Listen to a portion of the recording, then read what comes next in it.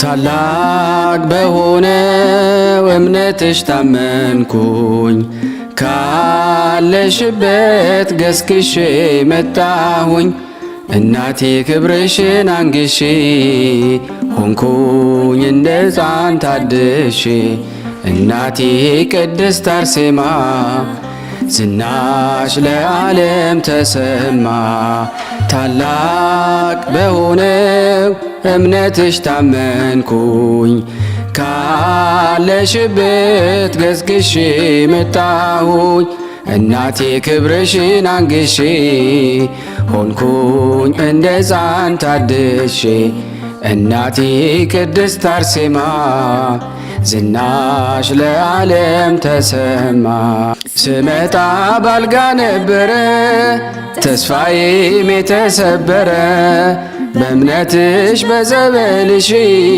ሰው ሆኜ ቆምኩኝ ደድሼ ልናገር ዝናሽን ላውራ ይደነቅ የአምላክሽ ሥራ ተጋድሎሽ የእምነትሽ ጽናት ሆኖኛል የእምነቴ መብራት ታላቅ በሆነው እምነትሽ ታመንኩኝ ካለሽበት ገስግሼ መጣሁኝ እናቴ ክብርሽን አንግሼ ሆንኩኝ እንደ ሕፃን ታድሼ እናቴ ቅድስት አርሴማ ዝናሽ ለዓለም ተሰማ።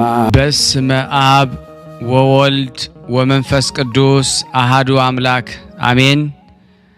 በክርስቶስ ክርስቲያን፣ በወልድ ውሉድ፣ በመንፈስ ቅዱስ መንፈሳውያን የተባላችሁ የክርስቶስ ቤተሰቦች የእናታችን የቅድስት ድንግል ማርያም የአስራት በኩራት ልጆች ሁላችሁም በያላችሁበት በወደደን ባፈቀረን በጌታችን በመድኃኒታችን በኢየሱስ ክርስቶስ ፍጹም ሰላምታ ሰላም ልላችሁ እወዳለሁ። ከእድሜያችን ይሄንን ቀን ሰዓት ደቂቃ ባርኮ ቀድሶ እግዚአብሔር ለዚህ ለተቀደሰ ቀን አድርሶናልና ለቅድስት ሥላሴ ክብር ምስጋና ይግባው። አትለይምና እናቱ እናታችን ወላዲተ አምላክ እመብዙኃን ለስም አጠራሯ ክብር ምስጋና ይድረሳት። እንኳን ለቅዱስ አዳምና ለቅድስት ሔዋን እንደዚሁም ለእናታችን ለሰማዕት ቅድስት አርሴማ እንደዚሁም ለማርያም እንተ ዕፍረት እንደዚሁም ለማርያም ግብፃዊት እና በስንክሳር ለተዘክረው ለሚሉ ቅዱሳን ሰማዕታት፣ ደናግል፣ መነኮሳያን መታሰቢያ ክብረ በዓል በሰላም በጤና ደረሰና ተከታታዮች ቤተሰብ ሁላችሁንም በመግቢያው ላይ ፍጹም በሆነው በክርስቶስ ሰላምታ እንዳቀረብኩላችሁ ይሄንን ገድል ድርሳናት ስንክሳር የምትሰሙ በድጋሚ እንዳትረሱ ሁልጊዜም አንድ ብርጭቆ ውሃ በማዘጋጀት ይሄንን ገድል አምናችሁ ጸልያችሁ ሰምታችሁ በጽሞና ብትጠጡት ከያዛችሁ ደዌ ትፈወሳላችሁ። ብትጠመቁት ከያዛችሁ ከአጋንንት ስራት ትፈታላችሁ።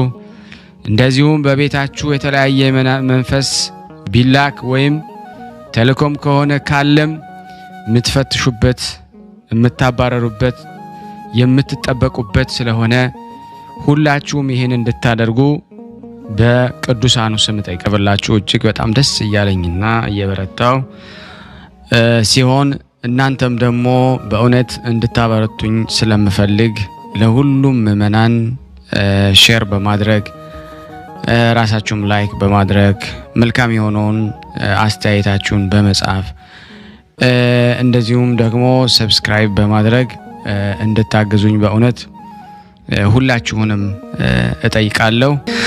አዳምም ይጸልይ ዘንድ ቆሞ ነበረ። ሔዋንን ስለመገናኘት በልቦናው ውስጥ ካለው ሐሳብ የተነሳ እንዴት እንደሚጸልይ አላወቀም።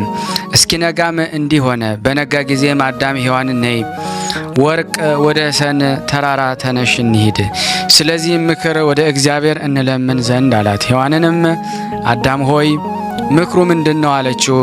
እግዚአብሔር ስለ ጋብቻ ግንኙነት ያለ ትእዛዙ እንዳልፈጽም ያስረዳኝ ዘንድ እሻለሁ።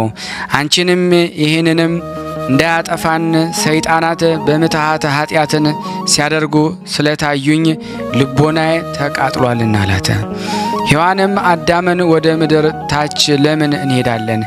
በቤታችን ቆመን ይህንን ምክር ያስረዳን ዘንድ ወደ እግዚአብሔር እንጸልይ እንጂ መልካም ከሆነም ካልሆነም አለችው። አዳምም ለጸሎት ተነሳ፣ እንዲህም አለ። አቤቱ ፈጣሪያችን ሆይ እኛ እንደ ተደፋፈርን አንተ ታውቃለህ።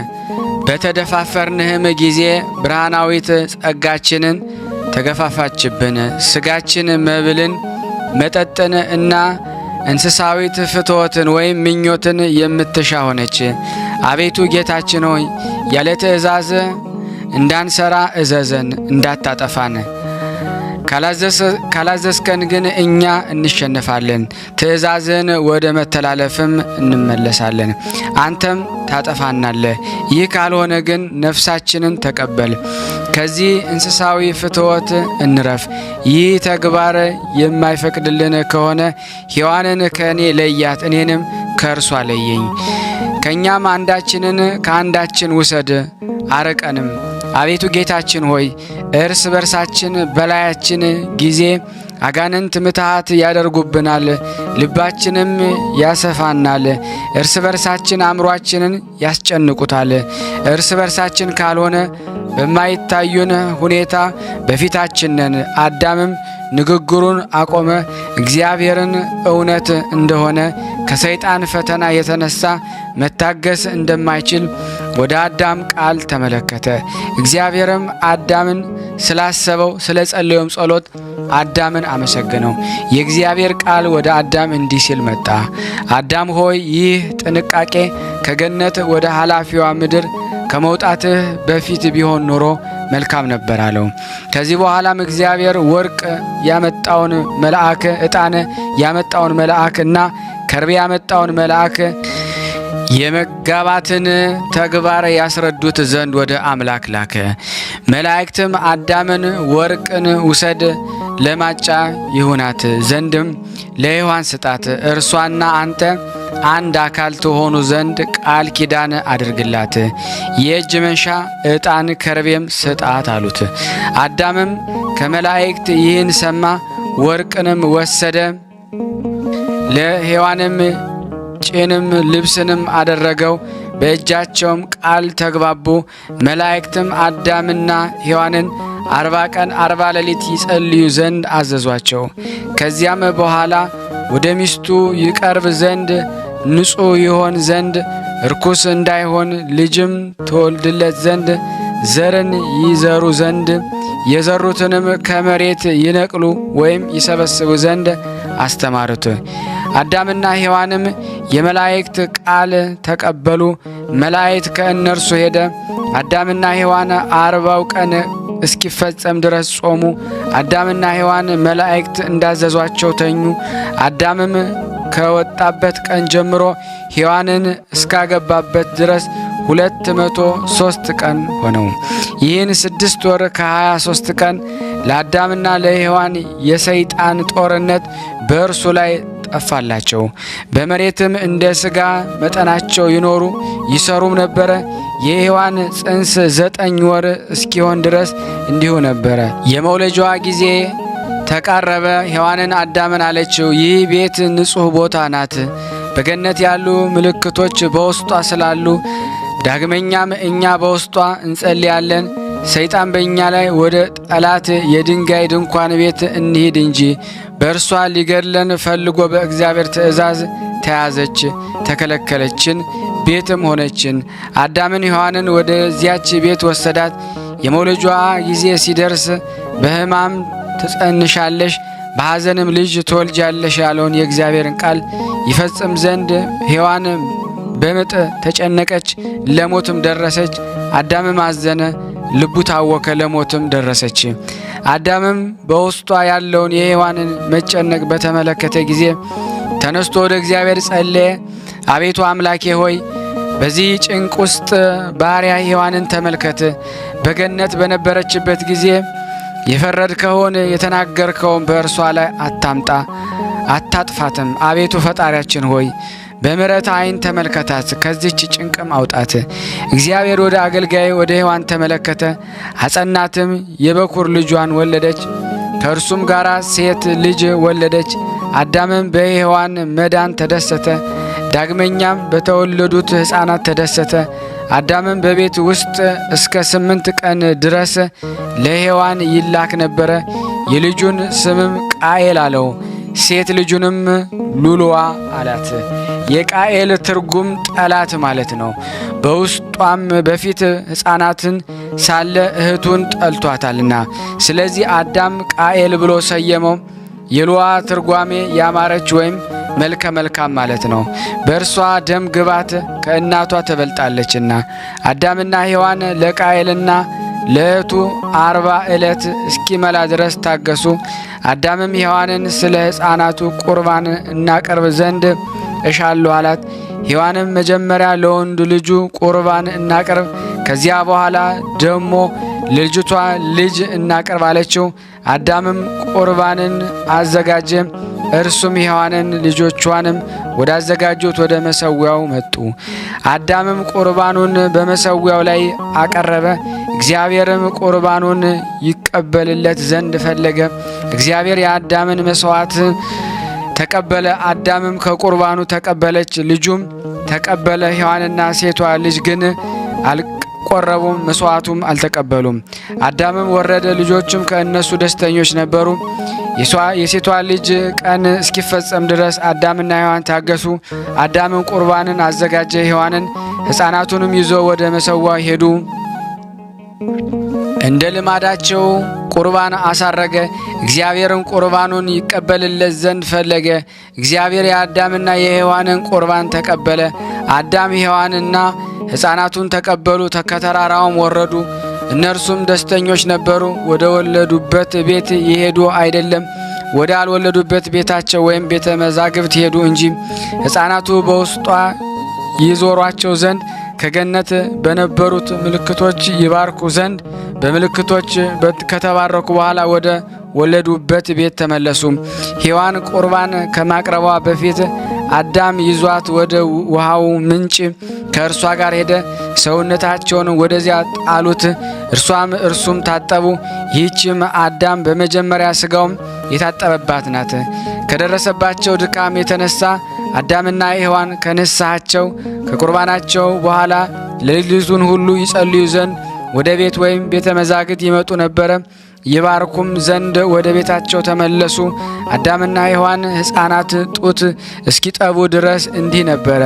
ጡት ባስጣሏቸው ጊዜ አዳም ከ7 ቀን 3 ቀን ከሚደረገው ሌላ ስለ ነፍሳቸው ቁርባን ለልጆቻቸው አዘጋጀ። ካስጣሏቸው ወይም ጡት ካስተዋቸው በኋላ ሔዋን ጸነሰች፣ የመጸነስንም ዘመኗን ጨረሰች። ወንድና ሴት ልጅንም ወለደች። ወንድ ልጅ አቤል ብለው ሰየሙት፣ ሴቷንም አቅሌሜል ብለው ሰየሟት። 40 ቀን ከተፈጸመ በኋላ ስለ ወንድ ልጁ ቁርባን አዘጋጀ፣ በመጀመሪያም አቀረበ። ዕለቱ በተፈጸመ ጊዜ ስለ ሴት ልጅ እንደገና አዘጋጀ። በመጀመሪያ ለቃኤልና ለእህቶ እንዳዘጋጀው ቁርባን ለእነርሱም አቀረበላቸው። ወደ ቤታቸው ወደ ቤተ መዛግብት ይባርኩ ዘንድ አመጣቸው። ወደ ወለዱበት ቤትም ተመለሱ። ዳግመኛም አዳም ምኝታ ወደ ሔዋን ይቀርብ ዘንድ አልተመለሰም። ከዚህ በኋላ ሕፃናቱ በቁመት ፈጽሞ ያድጉ ጀመረ። ቃኤልም በታናሽ ወንድሙ የሰለጠነ ልቡም የጨከነ ሆነ። ቁርባን ሲያቀርብ ብዙ ጊዜ ይቀር ነበረ። ቁርባን ይቀበል ዘንድ ከእነርሱ ጋር አይሄድም ነበረ። አቤል ግን የዋህ ገር ልቦና ነበረው፣ ለአባቱም ለእናቱም ይታዘዝ ነበረ። ቁርባንን ስለመቀበልም አስተምረውም ነበረ። ቁርባንም ይወድ ነበረ፣ ብዙ ይጾም ይጸልይ ነበረ። ይህችም ለአቤል ትምህርት ሆነችው። እርሱም ወደ ቤት ወይም ቤተ መዛግብት መጥቷል። በውስጧም የወርቅ የዕጣን የከርቤ በትሮችን ተመለከተ። በእርሱ ዘንድም ተሳለ፣ እንዲህ እንዴት አገኛችኋለሁ አለ። አዳምም የደረሰባቸውን ሁሉ አስረዳው፣ አመለከተው። ቃኤልም በአቤል ቀና። አባቱም አዳም ስለነገረው አምላካዊ ስለሆነ ተግባራቸውም ለአባቱ ለአዳም። በኋላም በቤት መዛግብት ሌሊቱንም ሁሉ ቀረ። በዚችም ሌሊት በሰው አምሳል ሰይጣን ታየው፣ እንዲህ አለው፦ ቁርባን በማሳረግ ጊዜ ሲጾም ሲጸልይ አንተ አባትህን ብዙ ጊዜ ታውከዋለህ፣ እኔም እገድልሃለሁ፣ ሕይወትህንም ከዚህ ዓለም አጠፋሃለሁ አለው። አቤል ግን ወደ እግዚአብሔር ጸለየ፣ ከእርሱም አስወገደው። በዲያብሎስ አነጋገር አላመነም። በነጋም ጊዜ የእግዚአብሔር መልአክ ተገለጠለት፣ እንዲህም ሲልም አዘዘው፦ ከጾም ከጸሎት ከአምላክህ ቁርባን ከማቅረብ አትቆጠብ። እነሆ እግዚአብሔር ጸሎትህን ተቀብሏል። በሌሊት ካሳየህ መልኩ የተነሳም አትፍራ፣ እኔም ረግሜዋለሁ አለው። መልአኩም ከእርሱ ሄደ። በነጋ ጊዜም አቤል ወደ አዳምና ወደ ሔዋን መጣ። በራእይ የታየውን አስረዳቸው። በሰሙም ጊዜ አዘኑ፣ ሊተረጉምለት አልቻሉም። ልቡን ደስ አሰኙት እንጂ። ልቡ በደነደነ ጊዜ ቃየል ግን ሰይጣን ወደ ልቡ ገባ። ወንድምህ አቤልን ወላጆቹ አዳምና ሔዋንን ከአንተ ይልቅ ብዙ ይወዱታል። ከፍቅራቸው ጽናት የተነሳ ለአቤል መልካሙን ሊያጋቡት ይሻሉ። እነሆ እኔ ይህን እመክራለሁ፣ ወንድምህን ግደለው። ያን ጊዜ ለአንተ ትቀርልሃለች፣ እህቱም ቁማ ትቀራለች አለው። ሰይጣንም ከእርሱ ሄደ፣ ክፉ ነገርም በልቡ ተቀረጸ። ብዙ ጊዜም የወንድሙን መግደያ ይፈልግ ነበረ። አዳምም ታናሹን እንደሚጠላው በተመለከተ ጊዜ ልቡን ለማለዘብ ፈለገ። አዳምም ቃኤልን ልጄ ሆይ ካያቸው ፍሬዎች ውሰድ፣ ለአምላክህም ቁርባንን አሳረግ፣ በደልህን ኃጢአትህንም ይቅር ይልህ ዘንድ አለው። ዳግመኛም አቤልን ከዘርህ ቁርባንን ውሰድ፣ ለአምላክህም ቁርባንን አሳረግ፣ ኃጢአትህና በደልህን ይቅር ይልህ ዘንድ አለው። አቤልም የአባቱን ቃል ተቀበለ፣ ከዘሩም ወሰደ፣ ቁርባን አደረገ። አባቱም አዳምን ከእኔ ጋር እንሂድ፣ እንዴት ቁርባን እንደማቀርብ ታስተምረኝ ዘንድ አለው። አዳምና ሔዋንን ከእርሱ ጋር ወጡ። በመሠዊያው ላይ ቁርባን እንዴት እንደሚቀርብ አስረዱት። ከዚህ በኋላም የአቤልን መሥዋዕት ይቀበል ዘንድ ወደ እግዚአብሔር ጸለየው። እግዚአብሔር ወደ አቤል ወደ ቁርባኑም ተመለከተ። እግዚአብሔር በአቤል ከቁርባኑ መበጀት ወይም ማማር የተነሳ ስለ የዋህ ልቦናው ስለ ሥጋው ንጽሕና ፈጽሞ ተደሰተ። በውስጡ የሽንገላ ተግባር አልነበረበትም ነበርና በመሠዊያው ወርደው ወደሚኖሩበት ቤት ሄዱ። አቤልም በቁርባኑ ስለተደሰተ ከሰባቱ ቀን 3 ቀን መሥዋዕት ያሳርግ ነበረ። ቃኤል ግን ቁርባንን የሚወድ አልነበረም። በአባቱ በብዙ ቁጣ በኋላ አንድ ጊዜ ያሳርግ ነበረ እንጂ ቁርባን በሚቀርብበት ጊዜ ዓይኑ በሚያሳርገው ቁርባን ትሆን ነበረ። ለመሥዋዕት የሆነው ዘንድ ከበጎቹ ትንሹም ይወስዱ ነበረ። ዳግመኛም ዓይኑ በዚያ ነበረ። ስለዚህም እግዚአብሔር መሥዋዕቱን አልተቀበለም። ልቦናው ጥፋትን በደልን የተመላ ነውና። በተወለዱባት ቤትም ሁላቸውም እንዲህ በአንድነት ኖሩ። ለቃየል 15 ዓመት ለአቤልም 12 ዓመት እስኪሆነው ድረስ። አዳምም ሔዋንን አላት፣ እና ሕፃናቱ እነሆ አደጉ፣ እናጋባቸው ዘንድ ይገባል አላት። ሔዋን ቃኤልን ማጋባት እንዴት ይሆናል አለችው። አዳምም የአቤልን እህት ወይም መንትያ ለቃየል እናጋባው።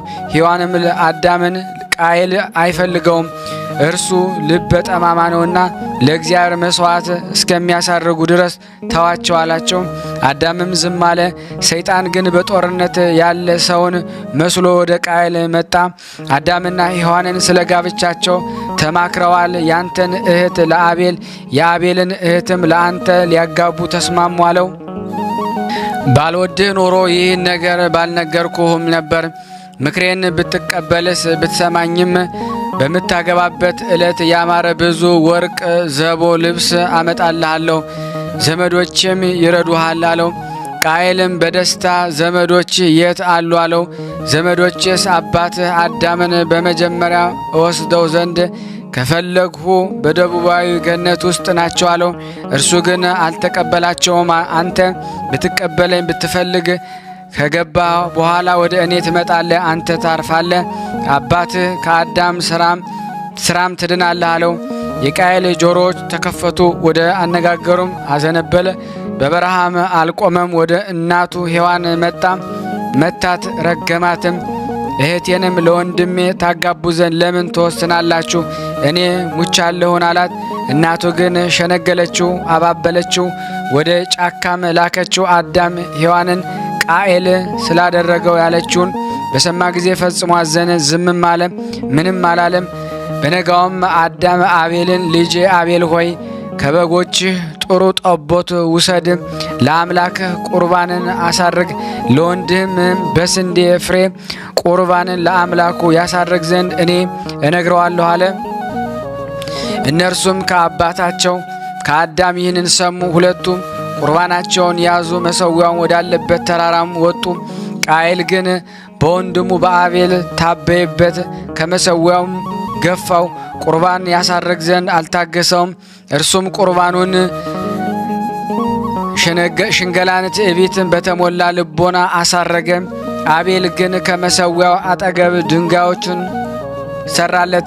በዚያም ላይ ደግሞ ትሕትናን በተሞላ ልቦና መሥዋዕትን አቀረበ። የሽንገላ ተግባርም አልነበረበትም። ቃየልም መሥዋዕቱን ባቀረበ ጊዜም በመሠዊያው ላይ ቆሞ ነበረ። እርሱም ቁርባኑን ይቀበል ዘንድ ወደ እግዚአብሔር ይጮህ ነበረ። ቁርባኑን ግን አልተቀበለውም። አምላክ የታዘዘች እሳትም ቁርባኑን ታቃጥል ዘንድ አልወረደችም። በመሠዊያው ላይ ቆሞ ቀረ። ፈጽሞ ተቆጣ። እግዚአብሔር ቁርባኑን ይቀበለውም አይቀበለውም እንደሆነ ወደ ወንድም ወደ አቤልም ይመለከት ነበረ። አቤልም እግዚአብሔር ጸሎቱን ይቀበለው ዘንድ ወደ እግዚአብሔር ጸለየ። አምላካዊት እሳትም ወረደች፣ የአቤልን መሥዋዕትም አቃጠለች። እግዚአብሔር የመሥዋዕቱን መዓዛም አሸተተም፣ እርሱም ወዶታል ተደስቶበታልና። በሰው አምሳል መላእክት ብርሃንን ላከለት። እርሱ ካሸተተው የመሥዋዕት መዓዛ ይቀበሉ ዘንድ ይቆርቡ ዘንድ እርሱም ደግሞ አጽናኑት፣ ልቡን ማበረታቱት። ቃየል በወንድሙ ቁርባን ላይ የሆነውን ሁሉ ያይ ነበረ። ስለዚህም ተቆጣ፣ አፉንም ቁርባኑንም አልተቀበለለት። እግዚአብሔርን ለመሳደብ ከፈተ። እግዚአብሔርም ቃየልን ለምን ፊትህን አጠቆርክ? ቁርባንህን እቀበል ዘንድ ጻድቅ ወይ እውነተኛ ሁን። በእኔም ማንጎራጎር አይጠቅምም፣ በአንተ ነው እንጂ። በእርሱ ሁኔታ እየሳቀ እግዚአብሔር ለቃየል ይህን ነገረው። ቁርባኑንም ተጸየፈው። ወደ አባቱና ወደ እናቱ ወረደ። የደረሰበትን ሁሉ ለአዳም አስረዳው። እርሱም ተቆጥቶት ነበረ። የቃየልን ቁርባን ስላልተቀበለው ቃየል አዘነ። አቤል ግን በፍጹም ደስታ ወደ አባቱና ወደ እናቱ ወረደ። ቁርባኑን እግዚአብሔር እንደተቀበለለትም ነገራቸው። ተደሰቱ፣ በፊቱም ደስ አላቸው። አቤል አባቱ አዳምን ቃየል ከመሠዊያው ላይ ገፋኝ፣ በእርሱ ቁርባን አሳርግ ዘንድ አልታገሰኝም፣ አልፈቀደልኝም። እኔ ሌላ መሠዊያ ሠራው፣ ቁርባኑንም በዚያ ላይ አቀረብሁለት፣ ሰዋውም አለ። አዳም ይህን በሰማ ጊዜ በጣም አዘነ። ይህ መሠዊያ በመጀመሪያ አዳም መሥዋዕትን ይሰዋበት የነበረ ነውና። ቃየልም ከቁጣ ወይ ከንዴቱ የተነሳ ወደ ጫካ ሄደ። ሰይጣንም ወደ እርሱ ወደ ቃየል ደረሰ። ወንድምህ አቤል አንተ ከመሠዊያው ላይ እንደገፋኸው በአባትህ በአዳም ዘንድ ከሶሃል አለው። እርሱን አቤልን እነሆ እጅ ነሱት፣ ተደሰቱም አለው። ቃየልም በጣም ተቆጣ፣ አንዱን እስከሚያውቅ አልተወም። በቤት እስኪሰበሰቡ ድረስ ወንድሙን ይጠብቅ ነበረ። ቃየልም አቤልን ወንድሜ ሆይ ጥሩ በረሃ አለ፣ በውስጡም ያማሩ የሚያስደስቱ እጽዋት አሉበት።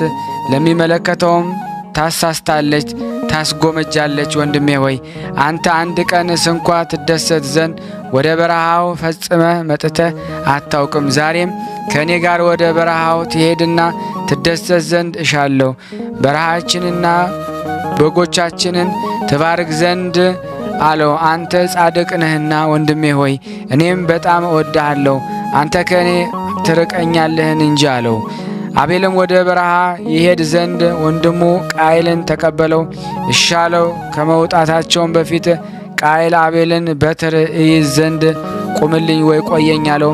አቤልም በየዋህነቱ ቆመ፣ ጠበቀው፣ ሸንጋይ ወይ ደበኛ። ቃየል ግን በአራዊት ምክንያት በትር ይዞ ወጣ። እርሱና ወንድሙን መንገድ እየሄዱ ዘንድ ጀመሩ። ከእርሱ ጋር እየተነጋገሩ እያዘናጋው ስራውንም ያስረሳው ነበረ።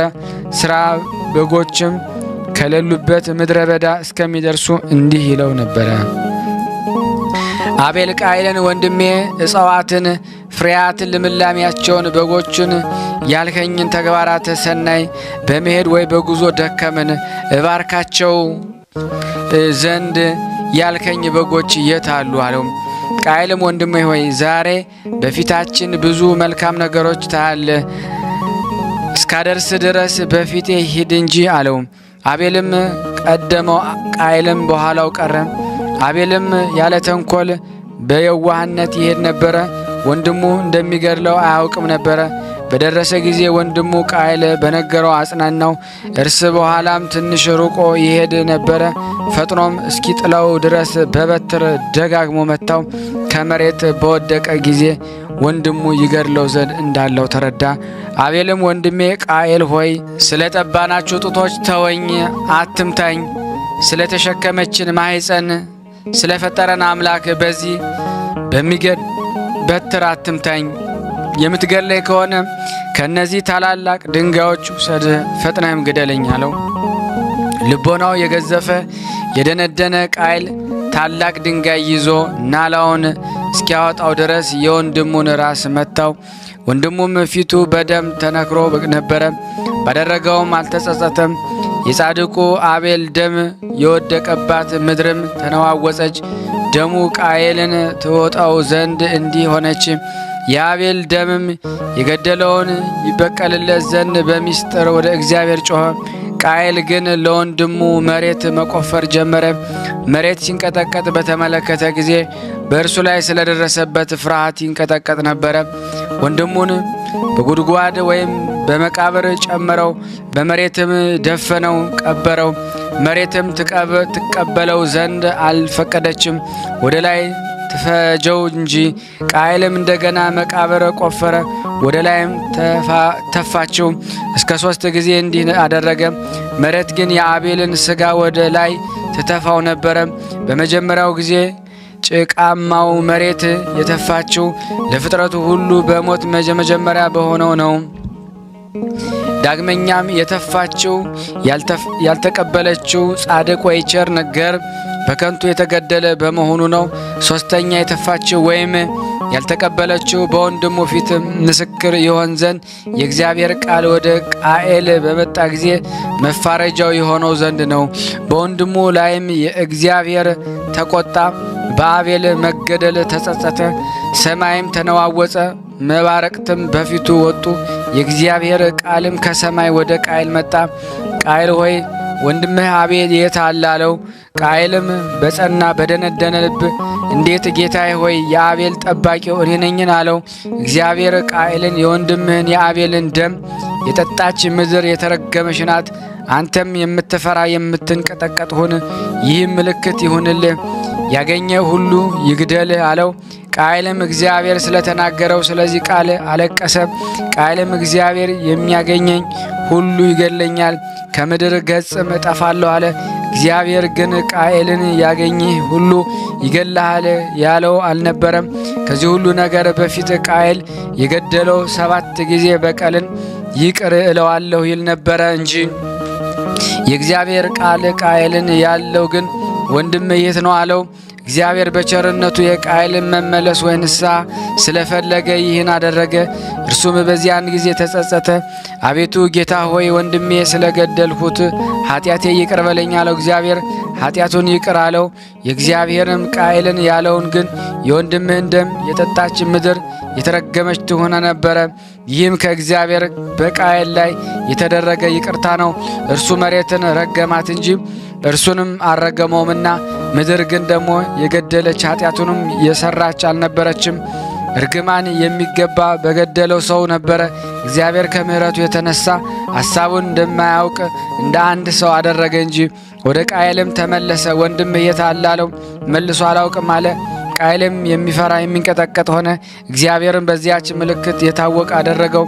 በምሕረቱ ሁሉም ወንድሙን ገዳይ እንደሆነ ታወቀ። ዳግመኛም በመጀመሪያ የነበረውን ጸጥታ ያስተውል ዘንድ ፍርሃትን መንቀጥቀጥን አመጣበት። በኋላ የመጣበትን መንቀጥቀጥ ፍርሃት አስተዋለ። በእግዚአብሔር ይድን ዘንድ ስለ ኃጢአቱም ይጸጸት ዘንድ በመጀመሪያ የነበረውን ጸጥታ ይፈልግ ዘንድ የእግዚአብሔር ቃል ቃኤልን የሚገድለው ሁሉ 7 እጥፍ ይቅር እለዋለሁ ማለቱ ግን እግዚአብሔር በሰይፍ ይሞት ዘንድ የሚሻ አይደለም። እርሱም በጾም በጸሎት በለቅሶ በከባድ ቀኖና ከኃጢአቱ እስኪድን ድረስ የሚገድለው የሚቀጣው የሚፈልገው ነበር እንጂ 7 እጥፍ በተባለው በዘመኑ ሁሉ እግዚአብሔር ቃኤልን ይገስጸው 7 ትውልድ ነውና። ወንድሙ የገደለ ግን ደግሞ በየቦታው ጸጥታ ወይ መረጋጋት የቀረለት አይደለም። ወደ አዳምና ወደ ሔዋን ተመለሰ። የሚፈራ የሚንቀጠቀጥ እጁም በደም ደግሞ የተነከረ ነበረ። በተመለከቱት ጊዜ አለቀሱ፣ አዘኑ። ፍርሃቱ መንቀጥቀጥ በደም መነከሩ ምንም ምክንያት እንዳገኘው አላወቁም። ቃየልም ከእርሱ ጋር መንታ ወደ ተወለደችው እህቱ እየሮጠ ገባ። ባየችው ጊዜም ፈራች። ወንድሜ ሆይ ይህ አይነት መንቀጥቀጥ ወይ መፍራት በምን ምክንያት አገኘህ አለችው። እርሱም ወንድሜ አቤልን በበረሃ ገደልኩት አላት።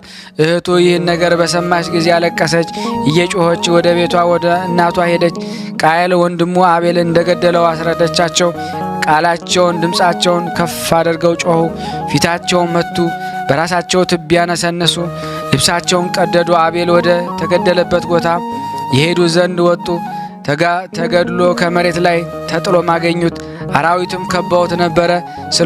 ስለ እውነተኛ አቤል እያለቀሱ እየጮሁም ነበረ። ስጋውም ከንጽህናው የተነሳ በጎ መዓዛን ይሸት ነበረ። አዳም ተመለከተው፣ እንባውን በፊቱ ይፈስ ነበረ። ወደ ቤተ መዛግብት ዕቃ ቤት ሄደ። በዚያችም አስቀምጠው በአፋው ወይም በሽቱ በከርቤም ገንዘው አዳምን ሔዋንን በብዙ ሐዘን ለቅሶ በመገነዝም 100 ቀን ያህል ቆዩ። አቤልም 14 ዓመት ከመንፈቅ ልጅ ነበረ። ቃየል 17 ዓመት ከመንፈቅ ልጅ ነበረ። ቃየልም የወንድሙን ግንዘት ወይም ከፈጸመ በኋላ እህቱ ሉዋን ወደዳት። ያለ አባቱና ያለ እናቱ ትእዛዝ ወስዶ አገባት። ስለ ልቦናው ክፋት እነርሱ እርሷን ሊያስተውት አልቻሉምና ለገነት ወደ ምትቀረብ ወንድሙንም ወደ ገደለበት ቦታ ተራራ ጌርጌር ወረደ። ቦታውን ብዙ እጽዋት ብዙ ዛፎችም በውስጡ ነበሩ። ቃየልም ከእህቱ ልጅን ወለደች። ልጆችም ይበዙ ጀመሩ። አዳምን ሔዋን ግን አቤል ከተገነዘ ከሞተ በኋላ 10 ዓመት እርስ በርሳቸው ሳይቀራረቡ ሩካቤ ሥጋ ሳይፈጸሙ ኖሩ። ከዚህ በኋላ አዳም ሔዋንን በግብር አወቃት፣ ጸነሰች። በጽንሷ ወራትም ቁርባንን እንውሰድ፣ ለእግዚአብሔር እንስገድ፣ የሚያጽናና መልካም ልጅን ይሰጠን ዘንድ እንለምነው፣ እህቷንም እናጋባው አላት። ቁርባን አዘጋጁ፣ ወደ መሠዊያው አኖሩት፣ በእግዚአብሔር ፊትም አቀረቡት። ቁርባናቸውን ይቀበላቸው ደግ ዘርን ፍሬንም ይሰጣቸው ዘንድ ከእግዚአብሔር ይፈልጉ ጀመረ። እግዚአብሔር አዳምን ሰማው፣ ቁርባኑንም ተቀበለ። አዳምና ሔዋን ልጃቸውን ከመስዋዕቱ ተቀበሉ፣ ወደ ቤተ መዛግብት ወረዱ። በአቤል ሥጋ ፊትም ሌሊት ቀንም ይበራ ዘንድ ቀንዲል አደረጉ፣ አዘጋጁ። አዳምና ሔዋን በቤት ውስጥ ይጾሙ ይጸልዩ ነበረ። የሔዋንን የጽንሷ ወራት ተፈጸመ፣ በመውለጇ ጊዜ ደረሰ። ሔዋንም አዳምን እወልድ ዘንድ ወደ ዕለቱ ለመሄድ እፈልጋለሁ አለችው። አዳምም ከአንቺ ጋር ሴት ልጅሽን ትላላክሽ ዘንድ ይዘሽ ሂጂ፣ እኔ ግን ከቤተ መዛግብቱም በልጄ በአቤል ሥጋ ፊት ቆማለሁ አለ። ሔዋንም ከአዳም ልጅ ሰማች፣ እሷም ሄደች። ሴት ልጅም እንዲሁ አዳምን በቤተ መዛግብት ከልጁ ጋር ብቻውን ቀረ።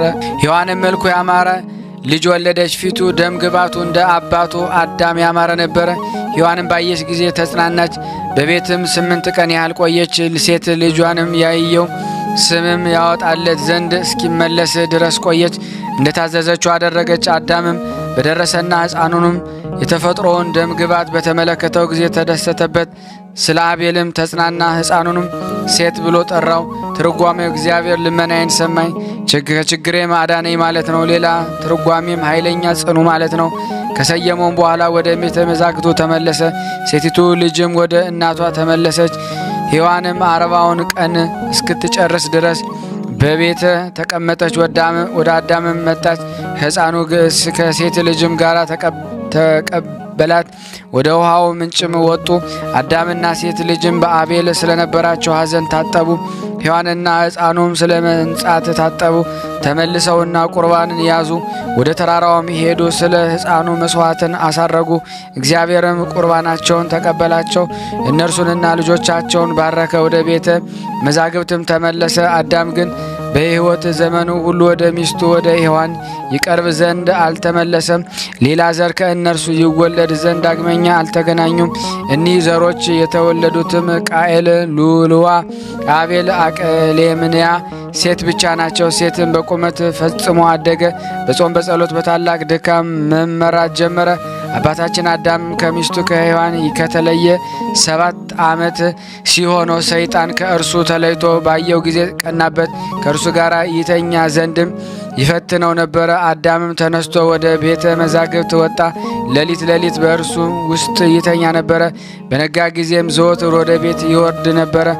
ከእርሷም ይባረክ ይጸልይ ነበረ። ጨለማም ሲመጣም ወደ ማደሪያው ድንኳን ይወጣ ነበረ። ለብቻውም ይተኛ ነበረ። ሰይጣን ድል እንዳደረገውም ይፈራ ነበረ።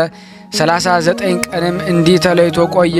የመልካም ጠላት ሰይጣን አዳም እንደተለየ እርሱም ደግሞ እንደሚጾም እንደሚጸልይ በተመለከተ ጊዜ በምትሃት ያማረች ሴት መስሎ ታየው። በ40ኛው ቀን ሌሊት መጥታም በፊቱ ቆመች። አዳም ሆይ በዚህ ቤት ካደራችሁበት ጊዜ ጀምሮ ከእናንተ የተነሳ እኛን ታላቅ እፍረትን አግኝቶናልና ታላቅ ጸሎታችሁ ወደ እኛ ደርሳለች ተረጋጋለችና ታጽናናለችና ዛሬ አዳም ሆይ ወደ ማደሪያው ድንኳን ወጥተህ ትተኛ ዘንድ ከአንተ የተነሳ ተጠራጠረን። ከሔዋን በመለየትም ምክንያት ታላቅ ሐዘን ደረሰብን።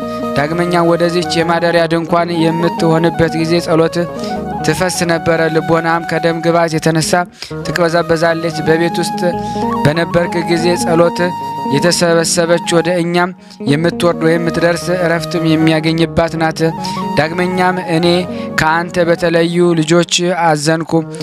ታላቁን ሐዘን ግን ስለ ልጅ ስለ አቤል ሞት ነው። እርሱ ጻድቅ ነበረና ለጻድቅ ሰው ሁሉም እያንዳንዱ ይጸጸታልና።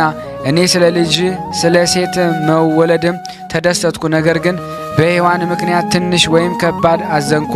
እህቴን ናትና እግዚአብሔር ከአንተ ላይ እንቅልፍን ባመጣ ጊዜ ከጎንም አወጣት ጊዜ ከእርሷ ጋር እኔንም አውጥቶኛልና ከአንተም እርሷን ታላቅ አደረጋት፣ እኔን ወደ ታች አወረደኝ። በአንተ ዘንድ ስላለች እህቴም እኔ ደስተኛ ነኝ። እግዚአብሔርንም ያጽናናኝ ነበረ። አዳም ወደ ቤተ መዛግብት ድንኳን በወጣ ጊዜ አትዘኚ፣ ከሔዋንም በላይ እኔ አንቺን ወደ እርሱ እልካለሁና እርሱም ያገባሻል። ሔዋን 5 ልጅ እንደወለደች አንቺም ከእርሱ 5 ልጅ ትወልጃለሽ አለች። ቃል ኪዳኑንም እነሆ ዛሬ ተፈጸመልኝ። ወደ አንተ የላከኝንም እንጋባ ዘንድ ነው። አንተ እኔን በምታገባኝ ጊዜ የሔዋን ልጅ ይልቅ ደም ግባቱ ያማረ ልጅን ተወልዳለህና። ዳግመኛም አንተ እስከ ዛሬ ገና ጎልማሳ ነህ። ቀሪ ዘመንህም በሐዘን አትጨርስ፣ መከራህንም የበዛ አይሁን። በዚህ ዓለም ዘመንህ በደስታ ትጨርስ ዘንድ ጽና። እኔም ብርሃን ወደሌለበት በዚህ ተግባር እደሰታለሁ። የአምላክን ትእዛዝ ተነስ ፈጽም እንጂ አለችው። ወደ አዳም ቀርባም አቀፈችው። ከእርሱም የተነሳ ድል እንደሚነሳ ያወቀው አዳምም ከእርሷ ያድነው ዘንድ በተቃጠለ ልብ ወደ ፈጣሪው ጸለየ። እግዚአብሔርም ቃሉን ወደ አዳም እንዲህ ሲል ላከ። አዳም ሆይ ይቺ መልክ ስለ አምላክነት ስል በትዕቢት ያማለለህ ናት። አንተ ይቅር አትልም። አንድ ጊዜ በሴት መልክ፣ ሌላ ጊዜ በመልአክ አምሳል፣ ሌላ ጊዜ ደም በሽማግሌ አምሳል ትታያለች እንጂ ይህን ሁሉ የሚያደርገው ነፍስህን ሰውነትን ለማጥፋት ነው። አዳም ሆይ ዛሬ ማስተውል። ብዙ ጊዜ ከእጁም እንዳዳንኩ እኔ ይቅር ባይ አምላክ እንደሆንኩ እስካስረዳህ ድረስ እኔ አንተ ይቅር እላለሁ፣ ያንተን መጥፋትም አልሻም አለው። እግዚአብሔር ሰይጣንን ለአዳም በክፉ መልኩ በግልጽ የታየው ዘንድ አዘዘው። አዳምን በተመለከተው ጊዜ ፈራ፣ ተንቀጠቀጠ። እግዚአብሔር አዳምን አለው፣ ፊቱ የከፋ ዲያብሎስን ተመለከተው። እስከ ዛሬ ድረስ ከብርሃናዊት ቦታ ወደ ጨለማ ከእፍረት ወደ ድካም ያወረደህ እርሱ እንደሆነ ወቅ። አዳም ሆይ አስተውል፣ እርሱ አምላክ እንደሆነ የሚናገር አምላክ ጨለማ ይሆናልና። አምላክ የሴት መልክ ይመስላልን? በሌላውስ ላይ ይበረታታልን? አምላክ ይሸነፋልን? አዳም ሆይ አስተውል፣ በፊትህ ያለ ይህ ክፉ ሰይጣን ወደ አየር ሰማይ ይወጣ ዘንድ አይችልም። እኔም ከእርሱ የተነሳ አትፍራ። ከዛሬ ጀምሮ በአንተ ላይ የሚያደርገውን ሁሉ እወቅ፣ ልብም አድርገ እልሃለሁ። እግዚአብሔር ሰይጣንን ከአዳም ፊት አስወገደው። እግዚአብሔርም አዳምን አበረታው፣ ልቡንም አጽናና። ወደ ቤተ መዛግብት ወረደ። ከሔዋን አትለይም፣ እኔ ከአንተ ከእርሷ እንስሳዊት ፍትወት ወይም ምኞትን አጠፋለሁ አለው። ከዚያች ቀን ጀምሮ ፍትወት ወይም ምኞት ከአዳምና ከሔዋን ተወገደች፣ በእግዚአብሔር ትእዛዝም አረፈ። ይህንን ተግባር እግዚአብሔር ከአዳም ዘር ለአንዱ ስንኳን አላደረገም፣ ለአዳምና ለሔዋን ብቻ ነው እንጂ። አዳምም ስለ ጸናችው ፍትወት ስላጠፋላቸው በእግዚአብሔር ፊት ሰገደ። ከቤቱ ወርዶ መጀመሪያ እንደነበሩት ከሔዋን ጋር ተቀመጠ። 40 ቀንም ተፈጸመለት። ልመናቸው አማላጅነታቸው ከኔ ከናንተ ከሁላችን ሕዝበ ክርስቲያን ላይ ጸንቶ ለዘላለሙ ይኑር አሜን። ያቀረብነውን ጸሎት ልመናችን እዚያ ይቀበለን፣ እንደ ቸርነቱ ነው እንጂ እንደኛ ኃጢአት አይሆን። ለሀገራችንም ሰላሙን፣ ፍቅሩን፣ አንድነቱን እግዚአብሔር ይመልስልን። ለታመሙት ፈውስ፣ ለታሰሩት መፈታትን ይላክልን። በአንድነቱ ነን ቅዱስ የሆነውን ስሙን አባታችን ሆይ እንበል። አባታችን ሆይ በሰማያት የምትኖር ስምህ ይቀደስ፣ መንግስትህ ትምጣ፣ ፈቃድህ በሰማይ እንደሆነች እንዲሁም በምድር ትሁን። የዕለት እንጀራችንን ስጠን ዛሬ፣ በደላችን ይቅር በለን እኛም የበደልነውን ይቅር እንደምንል። አቤቱ ወደ ፈተና አታግባን ከክፉ ሁሉ አድነን እንጂ መንግስት ያንተ ናትና፣ ኃይል፣ ክብር፣ ምስጋና ለዘላለሙ አሜን። እመቤታችን ቅድስት ድንግል ማርያም ሆይ በመልአኩ በቅዱስ ገብርኤል ሰላምታ ሰላም እንልሻለን። በሀሳብሽ ድንግል ነሽ፣ በስጋሽም ድንግል ነሽ። አሸናፊ እግዚአብሔር እናት ሰላምታ ላንቺ ይገባሻል። ከሴቶች ሁሉ ተለይተሽ አንቺ የተባረክሽ ነሽ፣ የማኅፀንሽ ፍሬ የተባረከ ነው። ጸጋን የተሞላሽ ቅድስት ሆይ ደስ ይበልሽ፣ ልዑል እግዚአብሔር ከአንቺ ጋር ነውና ከተወደደው ልጅሽ ከጌታችን ከመድኃኒታችን ከኢየሱስ ክርስቶስ ዘንድ ይቅርታና ምሕረትን ለምኝልን ኃጢአታችንን ያስተሰርይልን ዘንድ ለዘላለሙ አሜን። ምስጋና ይሁን አንድ አምላክ በሚሆን ለአብ ለወልድ ለመንፈስ ቅዱስ ዛሬም ዘወትርም ለዘላለሙ አሜን። ከዚህ በመቀጠል ደግሞ የእናታችን የቅድስት ማርያም እንተ እፍረት ገድል አነባለሁ። ለእኔ እግዚአብሔር የማንበብን ስልጣን ይስጠኝ። በአብና በወልድ በመንፈስ ቅዱስ ስም አምነን እግዚአብሔርን አጋዥ በማድረግ የተመረጠች ሰማዕትና ንዕድ ክብርት የምትሆን የማርያም እንተ እፍረትን ገድልን ምስክርነት መናገር እንጀምራለን። የኢየሱስ ክርስቶስ ወዳጅ ሽቱ ስለቀባችው ጌታ በአመሰገናት ገንዘብ ከቢታንያ የመጣች እናታችን ቅድስት ማርያም እንተ እፍረት በረከቷ በሁላችን ላይ ይደር አሜን። ከዚህ በኋላ ከዕለታት አንድ ቀን ንዕድ ክብርት የምትሆን ማርያም እንተ እፍረት እንደ ልማዷ ነጭ ሐር ልብስ አጊጣ ፊቷን በመስታወት አይታ ሽቱ ተቀባች። ጉንጮቿ ቀያዮች፣ ዓይኖቿ የተዋቡ ሆነው ደምግባቷ በጣም አማራት። እንደዚህ እየተመለከተች 1 ሰዓት ያህል ዘገየች።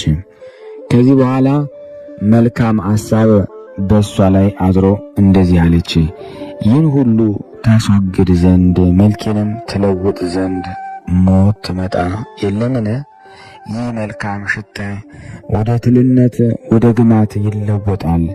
ይህስ ብርታት፣ ጽንዓት፣ ፍጻሜው ጉስቁልና ድካም አይደለምን? ሊቀርብኝ ደግሞ የሚወዱትስ የሚቀርልኝ ደግሞ አይደለምና። እንደዚህ ከሆነስ ዘለዓለም ከጥፋትና ከኮነኔ ከማብዛት በቀር እንዲህ ምን አገኛለሁ? የዚህን ዓለም ገንዘብ ብገዛ ብነዳ ባረባ ከሥጋ ጉስቁልና ደግሞ ከድካምና ከዓይኖች እንባን ከማፍሰስ የሚያድነኝ ይኖራልን?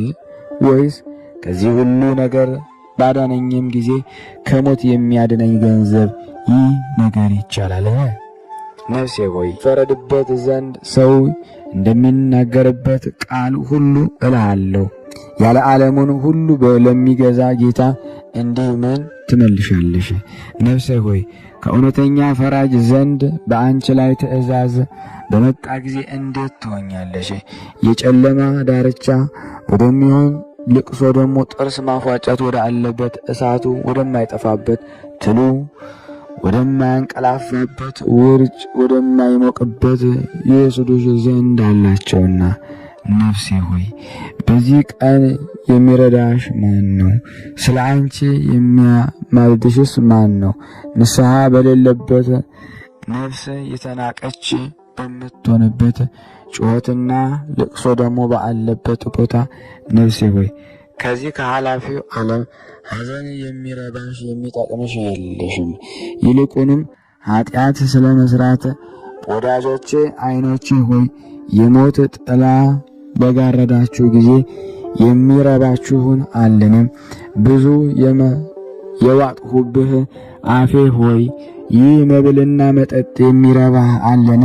መራራ ሞት ጽዋን ሳትወድ የግድ በጠጣ ጊዜ አንደበቴ ሆይ የዓለምን ሁሉ ገዢ ትመልስለት ዘንድ የማትችልበት ሞት ዝም ባለህ ጊዜ እንዴት ትሆናለህ?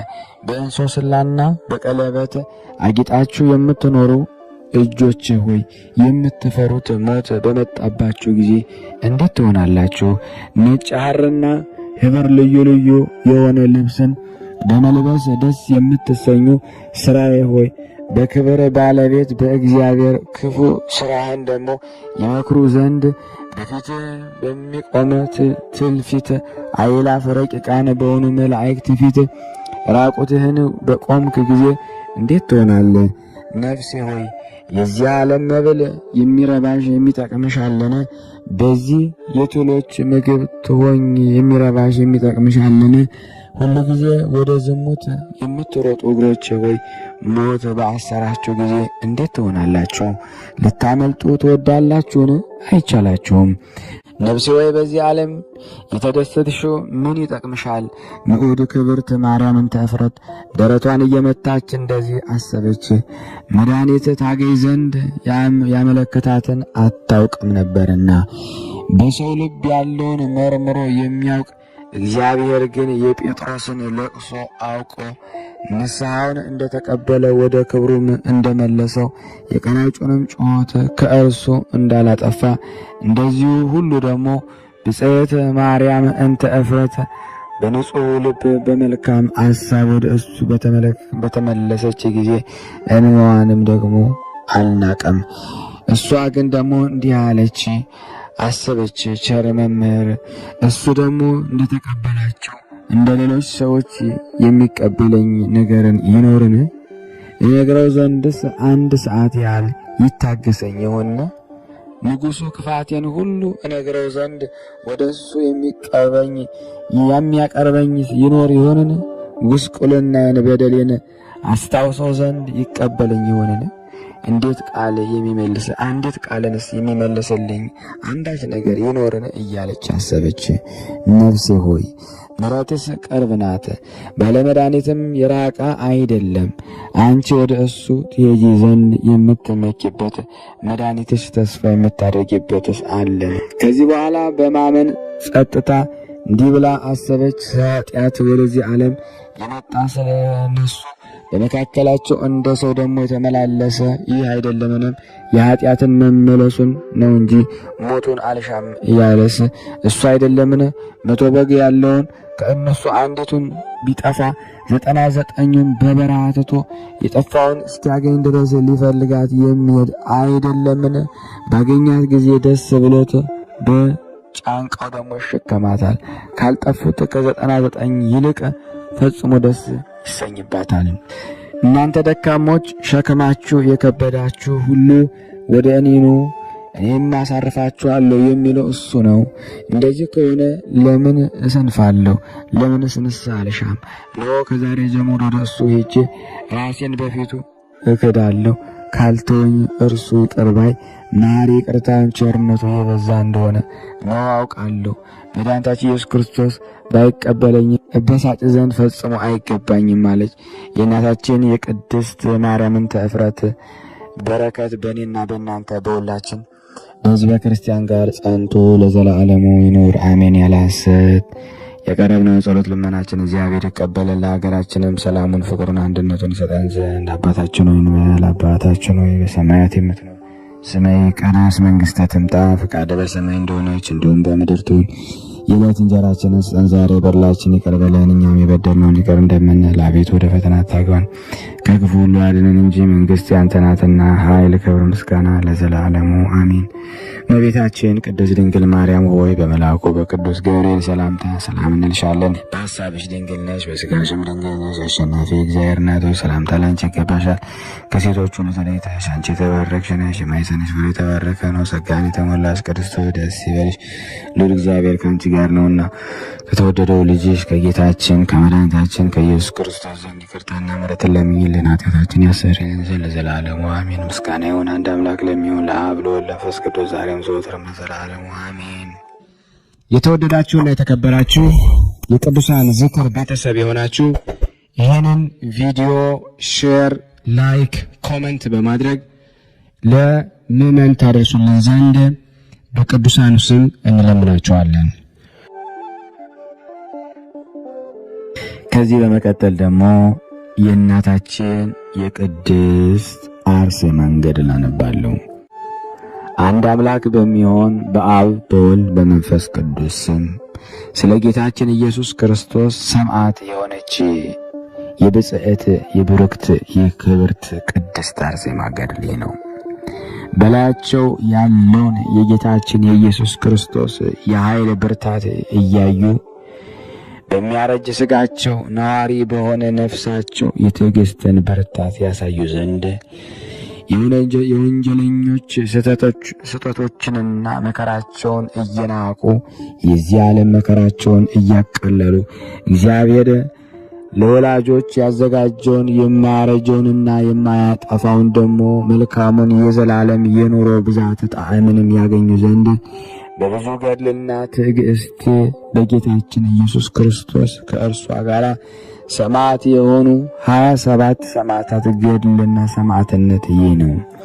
ስለዚህ እግዚአብሔር ከነዚህ 27 ሰማዕታት በረከት ይስጠን፣ አሜን። ከብጽዕት ብሩክት ቅድስት አርሴማ የረድኤት ኃይል ያድነን፣ አሜን። የቅድስት አርሴማ ጸሎትና በረከት ከኔና ከናንተ ከሁላችን ከሕዝበ ክርስቲያን ላይ ጸንቶ በእውነት ለዘላለም ይኖር፣ አሜን። ከዚህ ብጽዕት ቅድስት አርሴማ የልደቷን መነሻ እንናገራለን።